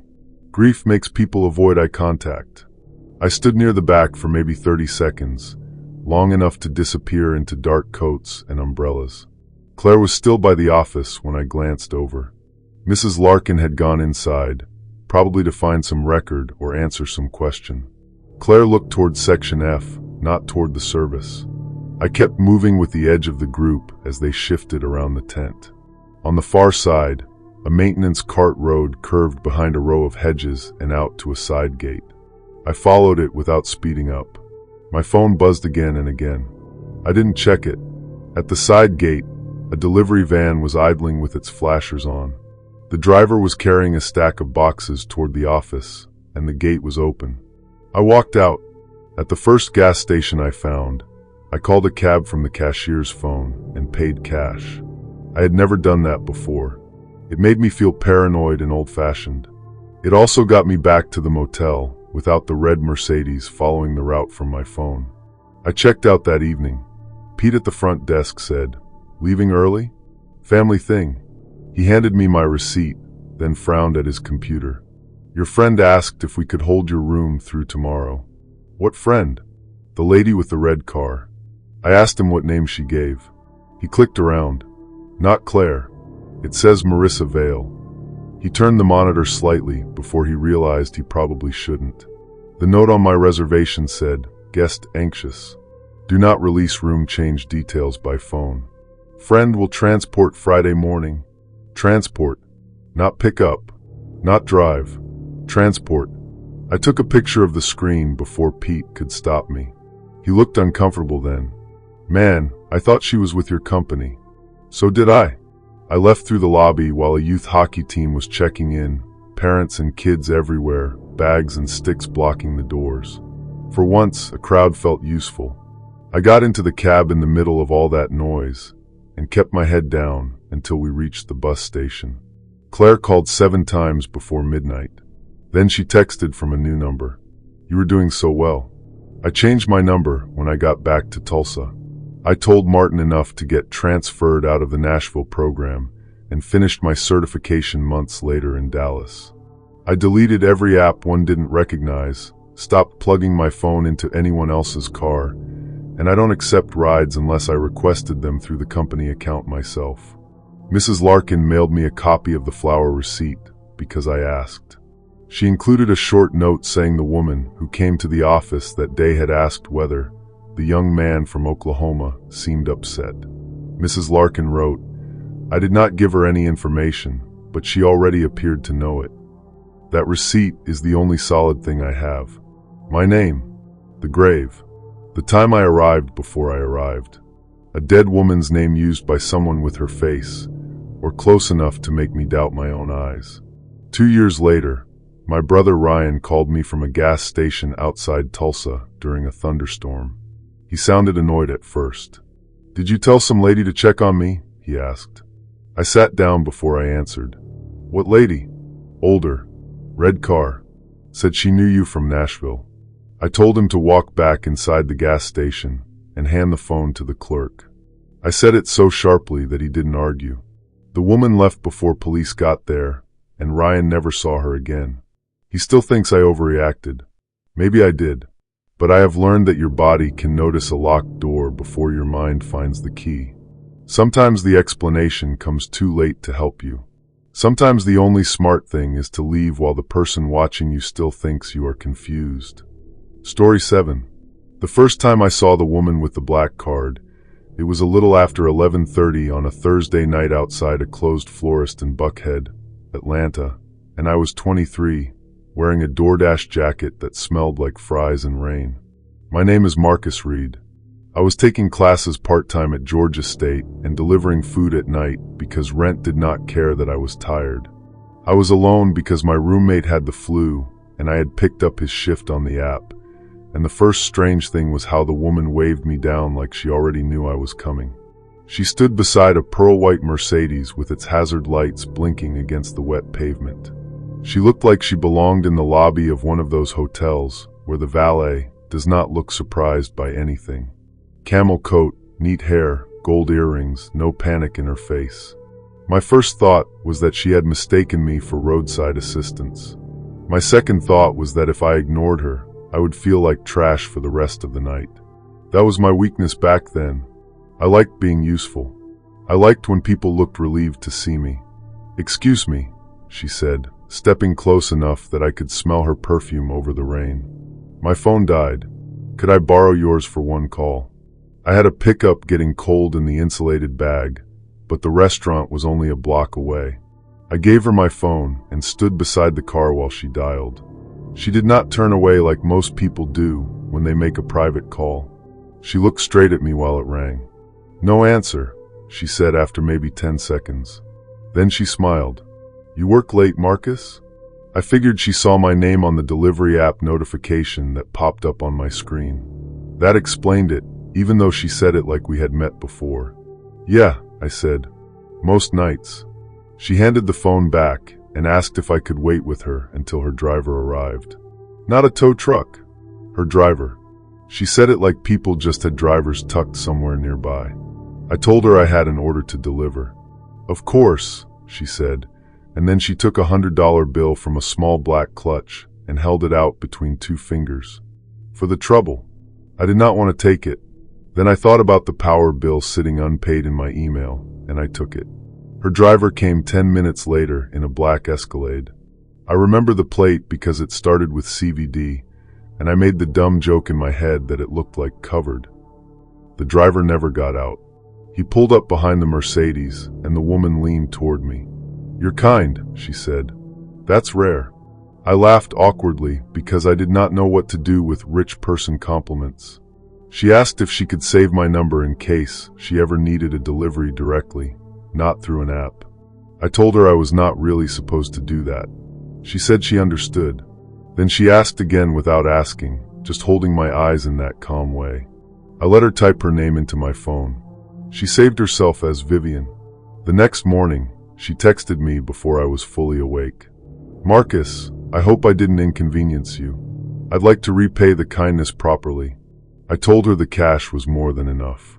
She replied with the address of a high-rise near Peachtree Road and asked if I could bring coffee at noon. I had class at 1, but the building was close enough. She said she would pay $60 plus the cost of the coffee. That was more than I made in 3 hours some nights. So I went. Vivian met me in the lobby, not upstairs. That was the first thing that felt a little rehearsed, like she did not want me to know which floor was hers. She wore a different coat, this one dark green, and sunglasses even though we were inside. She took the coffee and asked about school, my family, whether I had a girlfriend, whether I always worked the same area. The questions were personal, but she asked them with the soft concern of a guidance counselor. I had not had anybody ask about me in a while. My mom was in Macon taking care of my grandmother. My dad and I spoke mostly through birthday texts. My friends were busy trying to survive their own 20s. A well-dressed woman paying me too much money to run simple errands felt strange, but it also felt like being noticed. Over the next 3 weeks, Vivian called me maybe 8 times. Always small favors. Pick up a prescription. Return a scarf. Drop off flowers at a building desk. Stand in line at a bakery. She always paid in cash. Always too much. She never invited me upstairs, never sent me to the same address twice, and never answered normal questions about what she did. When I joked that she was either famous or hiding from someone, she smiled and said, "Aren't we all?" Then came the black card. It was a Tuesday evening in December, the kind where the sky went dark at 5 and everyone seemed personally offended by traffic. Vivian asked me to meet her at the St. Regis bar. I almost said no because my car needed brake pads and I was trying to do extra deliveries, but she said she had a job that could help with my money situation. I had never told her how bad my money situation was. She was sitting alone in a corner booth with sparkling water and a leather envelope on the table. When I sat down, she slid the envelope toward me. Inside was a black bank card with my name printed on it. Not embossed. Printed. Marcus T. Reed in silver letters. I stared at it long enough that she laughed under her breath. "It's not illegal," she said. "Then why does it feel illegal?" "It's a private expense card. I put your name on it so you can help me with errands without using your own money. There's no bank logo. It's handled through a family office." I turned it over.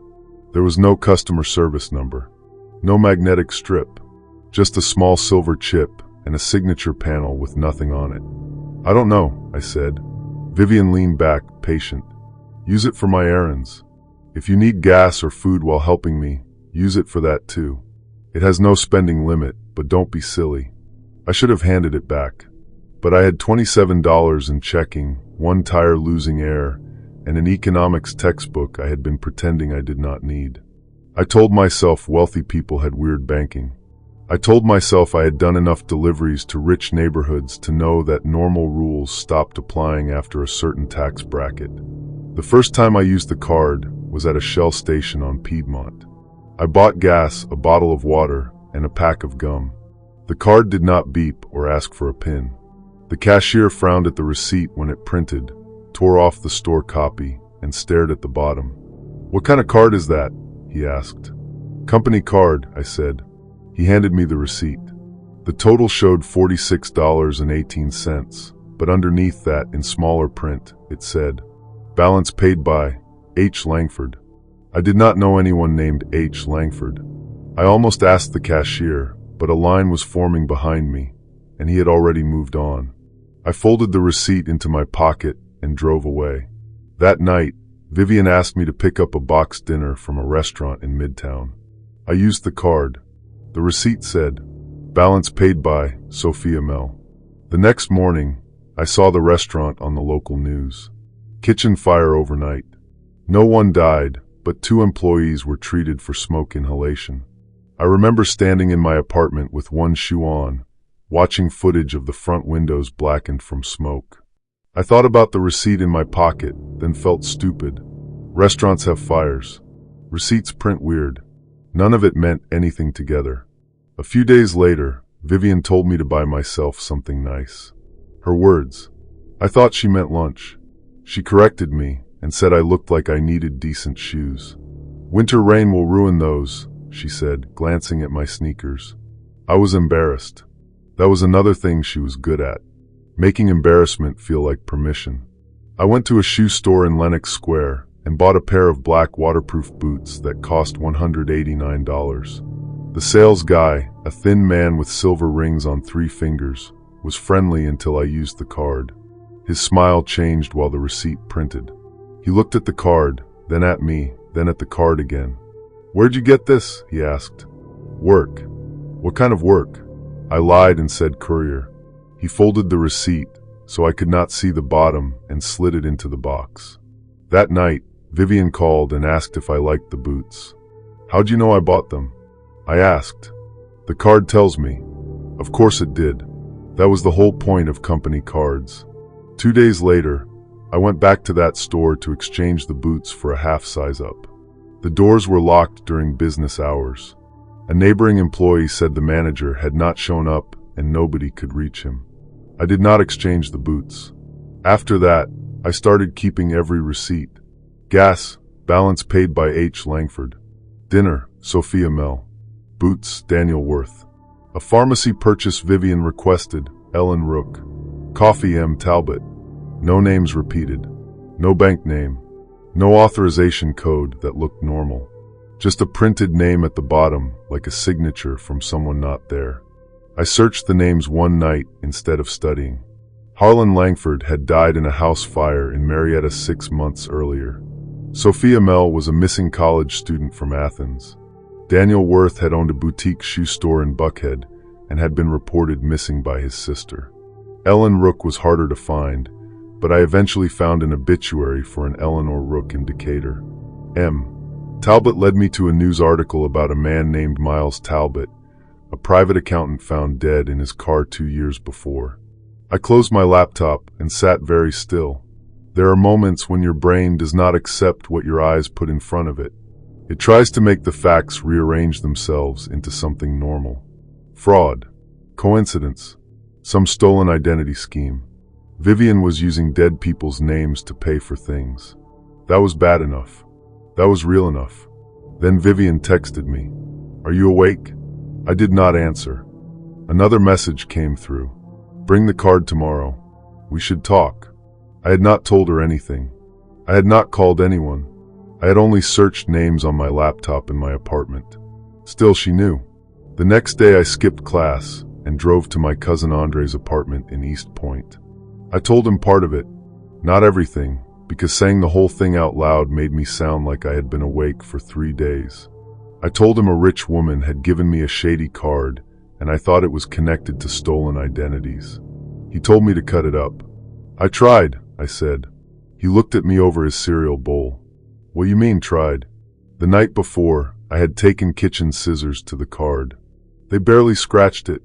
Then I tried bolt cutters from the maintenance closet at my building. The handles bit into my palms, but the card bent and sprang back flat. No crack. No crease. No mark except one tiny silver line near the chip. Andre said, "That's enough. Take it to the cops." I imagined walking into an Atlanta police precinct with a magic-looking credit card and a story about dead people's names on receipts. I imagined Vivian finding out before I reached the desk. I told him I needed to figure out who she was first. He called me an idiot, but softly. Vivian sent an address that evening. A hotel downtown, near Centennial Olympic Park. Room 1418. She told me to come at 9 and bring the card. I almost did not go. Then I thought about all the errands I had run, all the addresses where cameras might show me, all the receipts with my hand taking bags, boxes, flowers. If this was some fraud ring, my name was literally on the card. I went because I needed to know how deep I was in. At the hotel, the lobby smelled like lemon cleaner and cold air. The night shift clerk was a woman about my age with braids, pulled into a bun. Her name tag said Tasha. She asked if I was checking in. "I'm meeting someone in 1418, I said. Her face changed just a little. "What name?" "Vivian," I said. She typed, then shook her head. "No Vivian." I took out my phone and showed her the message. She read the room number and looked toward the elevators. "That room's under Harold Langford," she said. I knew that name. H. Langford. The gas receipt. The dead man from Marietta. My mouth went dry. Tasha must have seen something in my face because she lowered her voice. "You okay?" I asked if she could print something that showed the room name. She said she could not give guest info to some random person, which was fair. Then the phone behind the desk rang. She answered, listened, and looked at me while she did. "Yes, ma'am," she said. "He's here." I stepped back. Tasha hung up slowly. She said, "Send you up." What did she sound like? Like she expected me to. The elevators were to my left.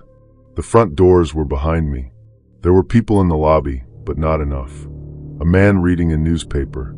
A couple arguing quietly near the bar. A bellhop pushing an empty luggage cart. My phone buzzed. "Come upstairs, Marcus." I looked down at the card in my wallet. For the first time, I noticed the silver line I had made with the bolt cutters was gone. I started toward the elevators because Tasha was watching me, and so was the bellhop now. I pressed the up button. The doors opened. I stepped inside, turned around, and saw Vivian enter the lobby through the side entrance. She was wearing the camel coat from the first night. She smiled like we had plans for dinner. I lifted one hand, like I was embarrassed and coming right back. Then I pressed the button for the second floor, not 14. When the doors closed, I did not breathe for a few seconds. The elevator rose. At the second floor, I got out and walked fast past vending machines, a conference room, and a housekeeping cart. There was a stairwell at the end. I went down one flight, came out by a service hallway, and followed exit signs until I reached a side door that opened into an alley behind the hotel. I did not run. Not until I was half a block away. Vivian called 8 times. I did not answer. I went back to the hotel the next afternoon with Andre, because I did not want to be alone. Tasha was there again. She recognized me and looked relieved, which scared me more than anything she said. She checked out around midnight, Tasha said. Or whoever she is. Security said she was asking which way you went. I asked if the room was really under Harold Langford. Tasha looked around, then slid a folded printout across the counter like she was giving me a receipt for parking.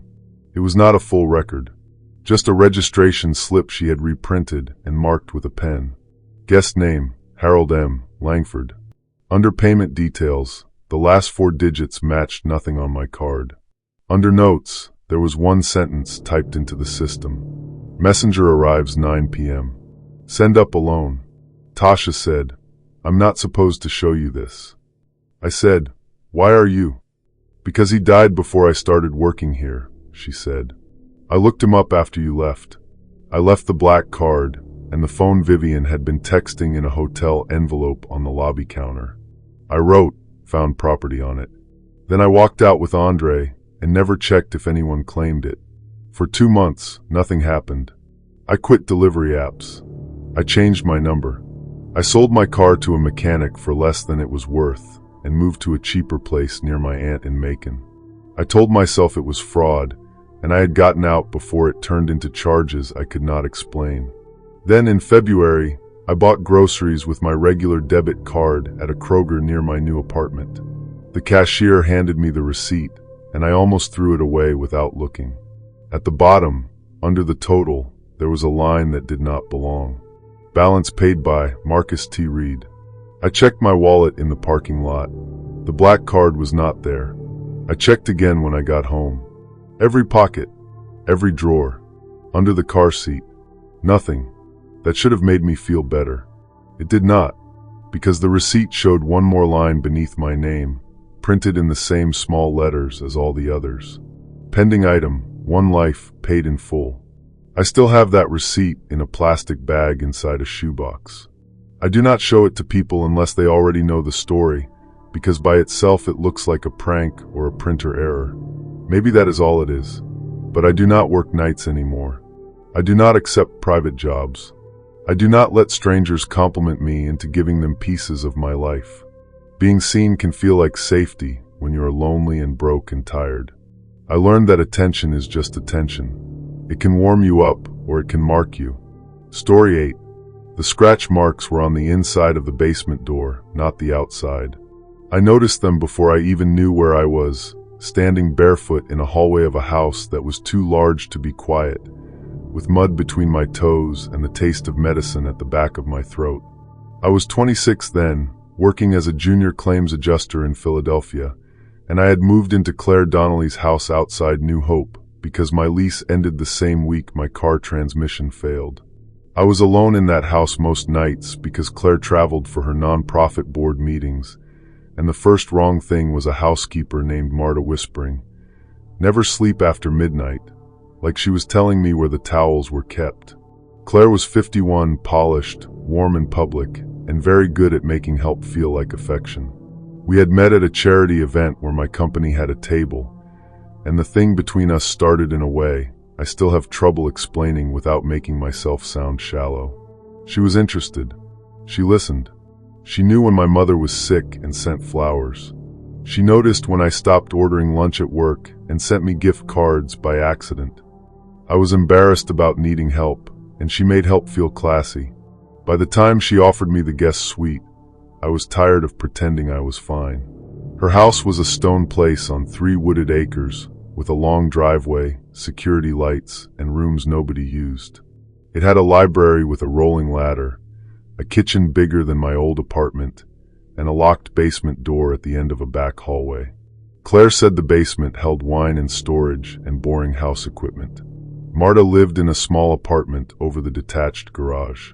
She was in her late 40s, maybe early 50s, with cropped gray hair and a face that gave away almost nothing. She cooked, cleaned, handled packages, and appeared in rooms so quietly I started checking behind me before talking to myself. On my first night there, she brought extra blankets to my suite. Claire was downstairs on a call, laughing in the bright kitchen. Marta placed the blankets on a bench and looked at the clock on the wall. It was 11:17. "You should sleep before midnight," she said. I thought she meant the old house noises got worse later, or the heating system clanked. I smiled and said, "I'm more of a 1 a.m. person." Her eyes moved to the closed bedroom door behind me. "Not here," she said. Before I could answer, Claire's voice floated up from the stairs. "Marta, I need you." Marta left without another word. I should have asked Claire about it. Instead, I decided I had misunderstood. Marta had an accent, and I did not want to repeat something weird and make it awkward. Also, I was a guest in a house I could not afford to be kicked out of. That matters. People act braver in stories than they do when their car is dead and their checking account is negative. For the first week, everything was good in the way things are good when someone is quietly controlling every problem around you. Claire ordered my groceries. Claire had her mechanic look at my car. Claire told me not to worry about rent until I got back on my feet. She was affectionate, but not clingy. She went to bed early. She touched my wrist when she talked to me, not my hand. The first time I woke up somewhere else, I was in the library. It was 3:12 in the morning. I was sitting in the leather chair by the cold fireplace, wearing the sweatpants and t-shirt I had gone to sleep in. My feet were dirty. Not dusty. Dirty, like I had walked across wet ground. My bedroom was upstairs at the other end of the house. I stood up too fast and knocked over a stack of books. The sound made me freeze. The house settled around me with small clicks and sighs. Claire appeared in the doorway wearing a silk robe. "Daniel," she said. "Honey, what are you doing?" "I don't know." She looked at my feet, then smiled in this sad, concerned way. "You've been under so much stress." "I don't sleepwalk." "Most people who sleepwalk don't think they do." That sounded reasonable. It did. Stress does strange things. I had moved houses, changed routines, taken on overtime, and started living with a woman whose life looked nothing like mine. Claire walked me back upstairs and made tea. I apologized about the books. She told me not to be silly. The next morning, Marta looked at the mud on the library rug and then at me. "I woke up downstairs," I said. She did not look surprised. "You drank tea?" "Yeah." Her jaw tightened. "Do not drink anything after dinner unless you open it." That was the second warning. I noticed it. I also noticed how trapped I felt between two women in the same house, one paying for my life and one speaking in fragments like she was afraid the walls had ears. I told myself Marta and Claire had some employee-employer tension that had nothing to do with me. The next time it happened, I woke in the back hallway by the basement door. My left shoulder hurt. My fingers were cold. The hallway light flickered faintly, not enough to go out, just enough to make the shadows shift. I was standing with one hand flat against the basement door. The door had scratches near the handle. Some were old and pale. Some looked fresh, bright against the dark painted wood. I backed away and stepped on something small. A sliver of wood. I picked it up, stared at it, then put it on the hallway table because I did not know what else to do. Claire found me there. This time she did not look soft. She looked irritated before she rearranged her face. "Daniel," she said quietly, "you could hurt yourself." I was at the basement door. "You must have gotten confused. Why is it locked? It's a basement. There are tools and electrical panels. I don't want you falling downstairs while sleepwalking." She guided me back toward the front of the house. Her hand on my elbow was gentle, but her fingers pressed into that soft place above the bone. At breakfast, there was no coffee waiting for me. Only orange juice in a glass already poured. Marta came in, saw the glass, and accidentally dropped a spoon. It clattered across the tile. Claire turned toward the noise. Careful, Claire said. Marta apologized without looking at her. I did not drink the juice. That day at work, I nearly fell asleep at my desk. My coworker Jamal asked if I was okay. He and I were not best friends, but we were friendly in the way people get when they share bad office coffee and the same terrible printer. I told him I thought I was sleepwalking. He asked if I had ever done that before. I said no. He said, "You start after moving into the mansion with your rich girlfriend?" I laughed because I needed him to be joking. He was not really joking. At lunch, I bought a cheap baby monitor camera from Target. It was meant for watching a crib, not proving that your life had gone weird, but it connected to my phone and saved clips. I put it on a bookshelf in my bedroom, half hidden behind a framed print. I aimed it at the bed and door. That night, Claire cooked pasta and poured wine. I said I had a headache and stuck to bottled water I had opened myself. She watched me twist the cap, and for a second there was nothing affectionate in her face. "You're being careful," she said. "Trying to sleep better." "Good." Marta passed through the dining room with a laundry basket. As she moved behind Claire, she shook her head once. Very small. I went upstairs at 10:30 and locked my bedroom door. There was no lock when I had moved in. I had bought a rubber doorstop at Target with the camera and wedged it under the door. Then I sat in bed with the lamp on and tried to stay awake. At 12:08, someone tried the knob. No knock, just the knob turning slowly until it stopped. I held my breath, staring at the doorstop pressed against the floor. "Daniel," Claire said from the hallway. Her voice was sleepy and mild. "Are you awake?" I did not answer. A pause. "Daniel." Still mild. Still quiet. But she did not sound like someone checking on a boyfriend. She sounded like someone calling a dog back from the neighbor's yard. After a minute, I heard her walk away. I stayed awake until almost 2. Then I must have fallen asleep sitting up. When I woke, it was 5:40 and the bedroom door was open. The doorstop was gone. I was in bed, but my feet were dirty again. The camera was turned face down on the shelf. I got dressed with shaking hands and went to work early. In the parking garage, I opened the camera app. Most of the night showed me sleeping. Then at 2:37, the video jumped like the file had glitched. The bedroom door opened. Claire came in wearing dark pants and a sweater, not a robe. Marta stood behind her in the hallway, tense and pale. I watched myself sit up in bed. My eyes were open, but my face was slack in a way I had never seen on myself. Claire held a small glass near my mouth. I drank from it. I do not remember drinking. I do not remember her entering. In the video, she whispered something, but the camera audio was poor. I could only make out my name and the word downstairs. Marta said something I could not hear. Claire turned to her, and Marta stepped back. The clip cut out. I called Jamal from the car. My voice sounded normal enough that I hated myself for it. "I need you to pick me up after work," I said. "Don't ask yet. Just please." He asked where my car was. I said at Claire's house. "Then how'd you get to work?" I looked through the windshield at the gray concrete wall. "He drove," he sighed. "I don't remember doing it." He went quiet. Then he said he would be there at 5. I should have left right then, but my wallet, birth certificate, social security card, some clothes, and my dead car were still at the house. Claire had my spare key, because she had arranged the mechanic.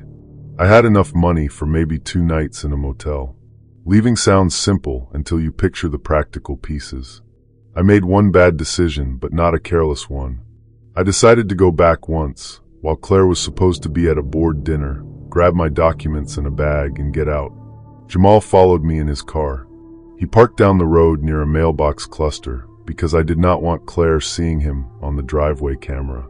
The plan was for me to text him every 5 minutes. If I missed 2 texts, he would come to the door. The house was lit when I arrived. Only the downstairs lamps, warm and spaced out like a furniture catalog. Claire's car was gone. Marta opened the side door before I used my key. "You have to leave," she said. "I know. I'm getting my stuff." "No. Now." Her face had finally cracked. Fear made her look younger and older at the same time. "I need my documents," I said. She knows about the camera. I stopped. From somewhere deep in the house came the sound of a door closing. Marta grabbed my sleeve. Kitchen. Out back. But then Claire's voice came from the front hall. Daniel. I do not know how to explain the tone. Not angry. Not surprised. Almost pleased, like I had arrived on time. Marta pulled me through the kitchen toward the mudroom. I heard footsteps, unhurried, crossing the foyer. The mudroom door to the driveway had a keypad deadbolt. Marta punched numbers with shaking fingers. It beeped red. She tried again. Red. Claire appeared in the kitchen doorway. I changed it, she said. Marta stepped between us. Claire looked at her, and there was history in that look. Not jealousy. Ownership. Marta, she said, move. Marta did not. Claire took one step forward. He is sick. You've seen him. He is awake, Marta said. Those 3 words landed harder than shouting would have. I backed into the mudroom and felt around behind me for anything. Coats, boots, umbrellas, a ring of keys hanging from a hook. I grabbed them and tried the door manually. The first key did not fit. The second went in but would not turn. Claire moved toward Marta, not me. Marta shoved the kitchen island stool with her foot. It screeched across the tile and hit Claire's shin. Claire stumbled, more from surprise than pain. Run, Marta said. The third key turned. I opened the mudroom door, and a cold slice of night air hit my face. An alarm started chirping, not full blast yet, just warning beeps. Claire grabbed the back of my shirt. I twisted out of it and slammed my shoulder into the doorframe hard enough to scrape skin through my undershirt. Marta caught Claire around the waist. For a second they were both framed in the kitchen light, Claire reaching past her, Marta holding on with everything she had. Then Jamal's voice shouted from outside. Daniel. He was running up the driveway. He must have seen the door open, or maybe he had gotten tired of waiting. He was bigger than me, and bigger than Claire, and the sight of another man on her property changed the whole room. Claire let go of Marta and stepped back. Jamal did not come inside. He stood in the open doorway and filled it. You coming? He said to me. I came. Marta pushed the key ring into my hand as I passed. For your car, she whispered. Come with us. She looked toward the basement hall. I can't. Claire said her name sharply. Marta closed the mudroom door between us. Jamal drove me straight to a hotel near King of Prussia. I threw up in a trash can outside the entrance. Not from gore or injury or anything dramatic, just from my body finally catching up. The next day, with Jamal beside me, I called a locksmith to meet us at Claire's property so I could get my car and remaining things. Claire was not there. Marta was not there either. The mudroom door frame had a fresh split near the lock from where I had forced it open in panic. The keypad hung crooked. That damaged lock was the only solid proof I had that anything had happened beyond a bad relationship and a sleepwalking story. My documents were gone from the drawer where I had kept them. On my pillow was the rubber doorstop. Nothing else. I did not go to the police at first. I was ashamed, and I was afraid of how it sounded. Older girlfriend gives younger boyfriend place to stay. He claims she drugged him. Housekeeper vanishes. No missing documents except ones he says he had. The video from the baby monitor had not saved to the cloud properly after the clip cut.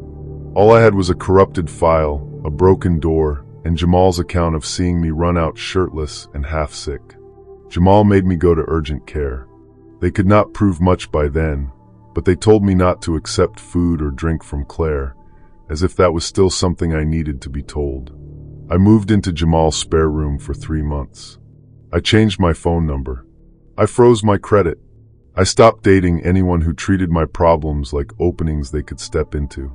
A week after I left, an envelope arrived at my office with no return address. Inside was my birth certificate, my social security card, and a small brass key I did not recognize. There was no note. I still do not know what that key opened. Sometimes I search Marta's name online, but I only knew her first name. Claire sold the house the next spring through a private listing. In the photos, the basement door had been painted white. The scratches were gone. The behavior change people understand is that I keep a doorstop in every place I sleep now. The one they do not understand is that I do not let rescue make me grateful too fast. Because being needed can feel like love when you are tired, and being used can wear the exact same face. Story 9. My name is Evan Brooks, and I was 29 then, a substitute teacher from Reno, broke enough to count gas money in quarters, standing in a rented estate near Lake Tahoe with a marriage license in my pocket and a contract that promised me $100,000 after a year. I was alone in the middle of another family's celebration because the wedding was supposed to be private, almost businesslike, and the first wrong thing was how nobody corrected him when he used the wrong man's name. I had met Madeline through a paid companionship app that was supposed to be about dinners and events, nothing illegal, nothing explicit. She was 48, elegant in a careful mountain town way, with silver blonde hair and a quiet voice. She said she needed a husband for legal reasons involving inheritance and family property. 1 year, separate bedrooms if I wanted, no romance required, payment at the end. I know how that sounds. I knew then too. But my younger sister had medical bills, my teaching hours had been cut, and I was tired of feeling like every emergency was a math problem I could not solve. My weakness was trusting any solution that arrived wearing calm clothes. Madeline did not rush me. That made it easier to trust her. She had a lawyer send paperwork. The contract looked real. I had a consultation with my own legal aid attorney, who told me the arrangement was strange, but not automatically illegal. Madeline paid for the wedding weekend, the clothes, the room, the transportation. She said her family would be cold but harmless. They're traditional, she said. They don't like outsiders. The estate sat above the lake behind a private gate, all glass walls, pine trees, and decks that looked expensive to stand on. It had been rented for 3 days, according to the welcome packet in my room. The staff wore black. The relatives wore cream and gray. Everyone spoke softly, like loud voices would lower the property value. The ceremony happened at sunset on the back lawn. A retired judge officiated. Madeline's hand was cool in mine. She smiled at the right times, but her eyes kept moving to her family gathered in the front row. Afterward, while photos were being taken, her uncle came up with the white rose. "Hold still, Patrick," he said. I laughed a little. "Evan." He looked at me, not confused, more like I had corrected him on something unimportant. "Of course." He pinned the flower to my lapel and pressed 2 fingers against my chest for a second longer than necessary. Then he walked away. I asked Madeline about it. "Uncle Arthur is getting old," she said. That was believable.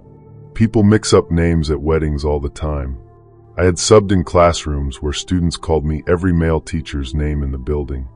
I let it go because making an issue at my own fake wedding felt ridiculous. The second thing happened during dinner. A cousin named Lila sat beside me. She was close to my age, with sharp cheekbones and nails painted pale pink. She asked whether I had any allergies, whether I had ever had surgery, whether I drank much, whether my parents were alive.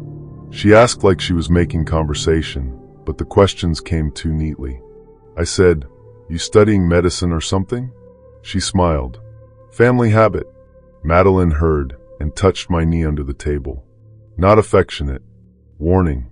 Later, when I went upstairs to use the bathroom, I passed 2 older women in the hallway. One said, "He's healthier than Patrick was." The other replied, "For now." They stopped talking when they saw me. I did not confront anyone. I had signed a contract that depended on me making it through the weekend without embarrassing Madeline or myself. Also, rich families are weird. I had been telling myself that since I arrived. The plan was for Madeline and me to stay in separate rooms at the estate that night, then return to Reno in the morning and maintain appearances for a year. She said I could continue working. We would attend occasional family functions. At the end, a no-fault divorce and payment. After dinner, there was a blessing scheduled for midnight in the main hall. It was listed in the printed weekend itinerary as a family tradition. I had not seen that itinerary before arriving. Mine had been in a leather folder on the bed, beside a watch Madeline had bought me and a typed note thanking me for being understanding. At 10:30, I went to my room and called my sister, Natalie. I did not tell her everything, just that the wedding was done and I was okay. She said I sounded strange. "I'm tired," I said. "Evan." "What?" "You don't have to do anything just because you already started it." I said I knew, but I did not know. Not really. After we hung up, I noticed my suitcase had been moved. It had been by the closet. Now it was on the bench at the foot of the bed. Nothing looked stolen, but the side pocket was open. My orange prescription bottle for anxiety medication sat on top of my folded jeans. I had packed it inside a toiletry bag. I picked it up. The cap was not screwed on all the way. That was the first time I felt something practical kick in beneath the fear. Not panic. Procedure. I took photos of the suitcase, the bottle, the room, the welcome packet, the itinerary. Then I texted the pictures to Natalie with the message: "If I don't call you by 1 a.m., call the Douglas County Sheriff and give them this address." I did not know if that was overkill. I did it anyway. At 11:15, Madeline knocked. She wore a long dark dress and no jewelry. Her face looked softer without the wedding makeup. "Ready?" she asked. "For the blessing?" "It won't take long." "What is it?" "Words. Candles.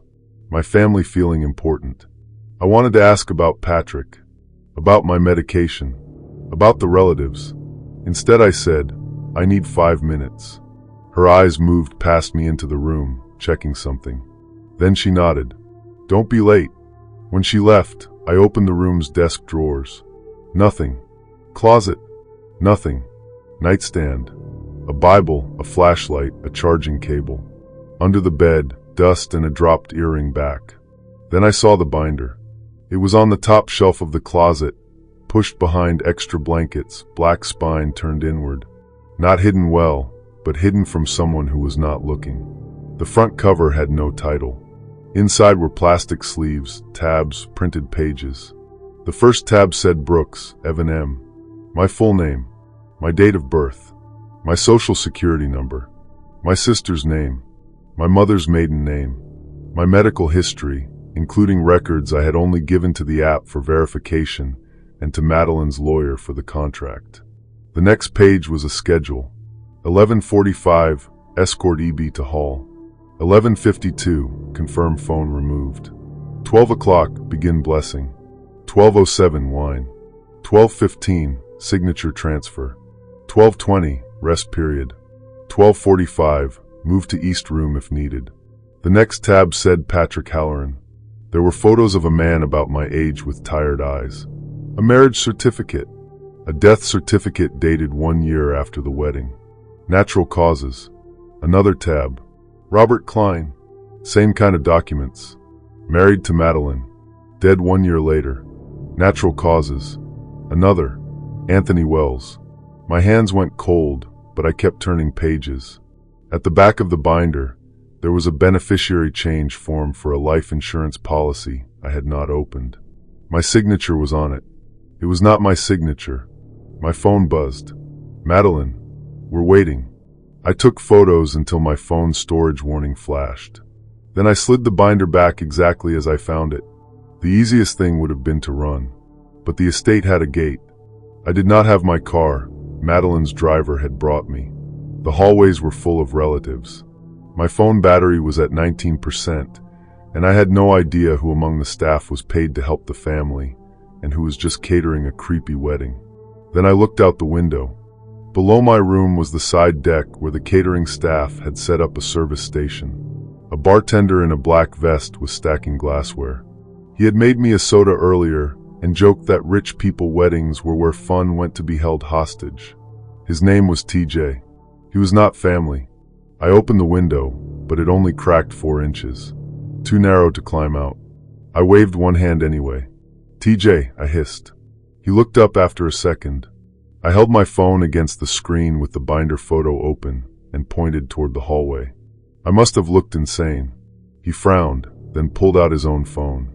A moment later, mine rang from an unknown number. I answered quietly. "You good, man?" he asked. "No." "Is there a back way out?" "Kitchen door, but there's people everywhere." "What's going on?" "I need the microphone for the toast." "What?" "The wireless mic." Does it connect to the house speakers? Yeah, main hall and patio. Why? I heard footsteps in the hallway. Not close, but coming. Can you leave it behind the service bar? A pause. Are you in danger? Yes. He did not ask me to explain. 2 minutes. I hung up and put my phone in my sock, then grabbed the watch Madeline had given me and put it on. I do not know why. Maybe some part of me thought looking normal was the only weapon I had. At 11:48, I walked into the hallway. Arthur stood near the stairs. There you are, he said. Sorry, I said. Nerves. He smiled with only his mouth. They all get nervous. Downstairs, the main hall had been rearranged. The chairs formed a circle. Candles stood on the floor in glass holders. Madeline waited at the center beside a small table with a silver cup, a pen, and papers. It did not look like a cult scene. That is important. It looked like a tasteful family ritual at a house that cost more than a school. That made it worse. Nothing was dramatic enough to make running feel obviously justified. Relatives watched me take my place beside Madeline. She leaned close. Where's your phone? In my room. She looked at Arthur. He nodded, satisfied. Madeline squeezed my hand. Almost done. Those 2 words made the whole thing real. The judge from the ceremony was not there. No outsiders except staff near the edges of the room. TJ stood behind the bar, wiping a glass that was already clean. The wireless mic lay on a shelf beneath the counter, half covered by napkins. Arthur began speaking. Something about family, burdens, devotion, continuity. No villain speech. No confession.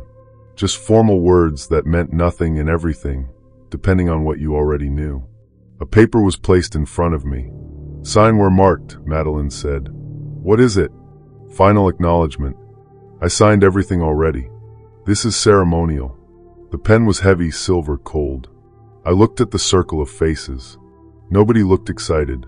Nobody looked evil. They looked tired, like people waiting for a meeting to end. Madeline lifted the silver cup. Drink first. I thought of the schedule. 12:07 wine. I let the pen roll off the table. It hit the wood floor and bounced under the tablecloth. Several people glanced down. Madeline turned her head just enough. I stepped back like I was looking for it, then turned and walked toward the bar. Sorry, I said. Need a second. Arthur said, Evan. He used my real name that time. I kept my pace slow. Not casual exactly, but not running. My whole body wanted to bolt, and I had to force each step to stay human. At the bar, I bent down as if tying my shoe and grabbed the microphone.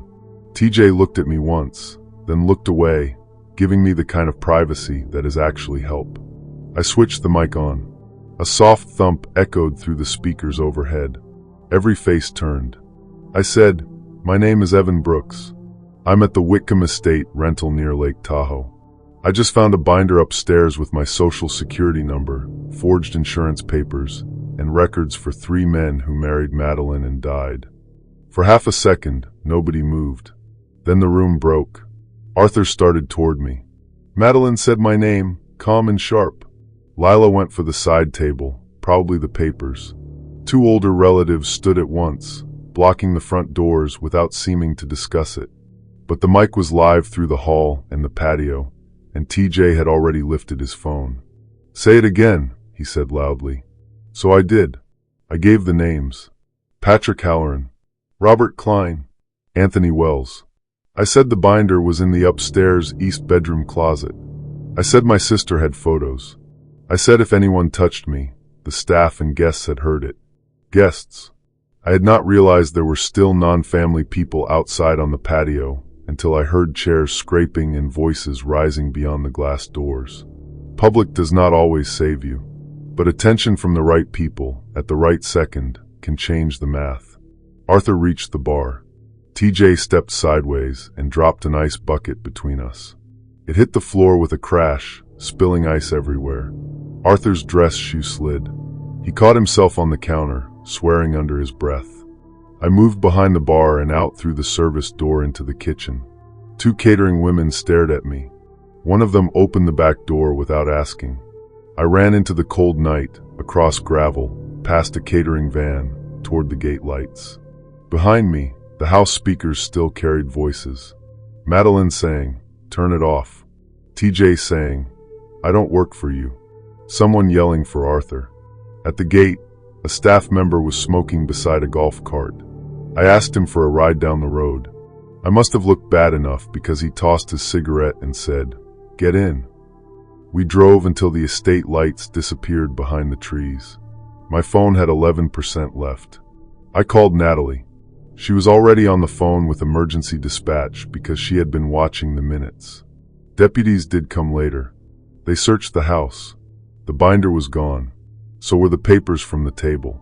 So was Madeline's family, at least most of them. A few relatives stayed behind and acted offended, as if I had ruined a normal private ceremony with ugly accusations. Madeline told the deputies I had become paranoid under stress and misunderstood a harmless family blessing. She showed them our contract. She showed them text messages where I thanked her for helping me. She showed them a version of me that looked greedy and unstable. The staff gave statements that I had spoken over the microphone and that Arthur moved toward me, but no one had seen the binder except me. TJ told them I looked scared when I called from the upstairs window. That helped, but not enough to prove the full thing. My photos saved me from looking completely insane. The clearest one showed the schedule page with my initials and the line about removing my phone. Another showed Patrick Halloran's death certificate, though the family claimed it was old paperwork from a prior marriage Madeline had disclosed. She had not. My lawyer later found that Patrick, Robert, and Anthony had all been real men. All had married Madeline. All had died within 13 months. All had death certificates that could be explained separately. That is the thing about rich people who know systems. They do not need one huge lie. They use 100 small documents that each look boring enough to pass. I got the marriage annulled, but it took months. I never got the money. I did not want it by then. I deleted the companionship app, changed my legal documents, and put credit alerts on everything. Natalie made me promise I would never sign anything under pressure again, even if it looked like the answer to every problem I had. TJ sent me a copy of a short video he took that night. It is mostly bad audio and shaky footage of me behind the bar saying names while people rush around. It does not show the binder. It does not prove attempted murder or fraud by itself. But it proves I did not imagine the room. It proves there were candles, papers, the silver cup, and people moving to block doors when I started talking. About a year later, I got an envelope with no return address.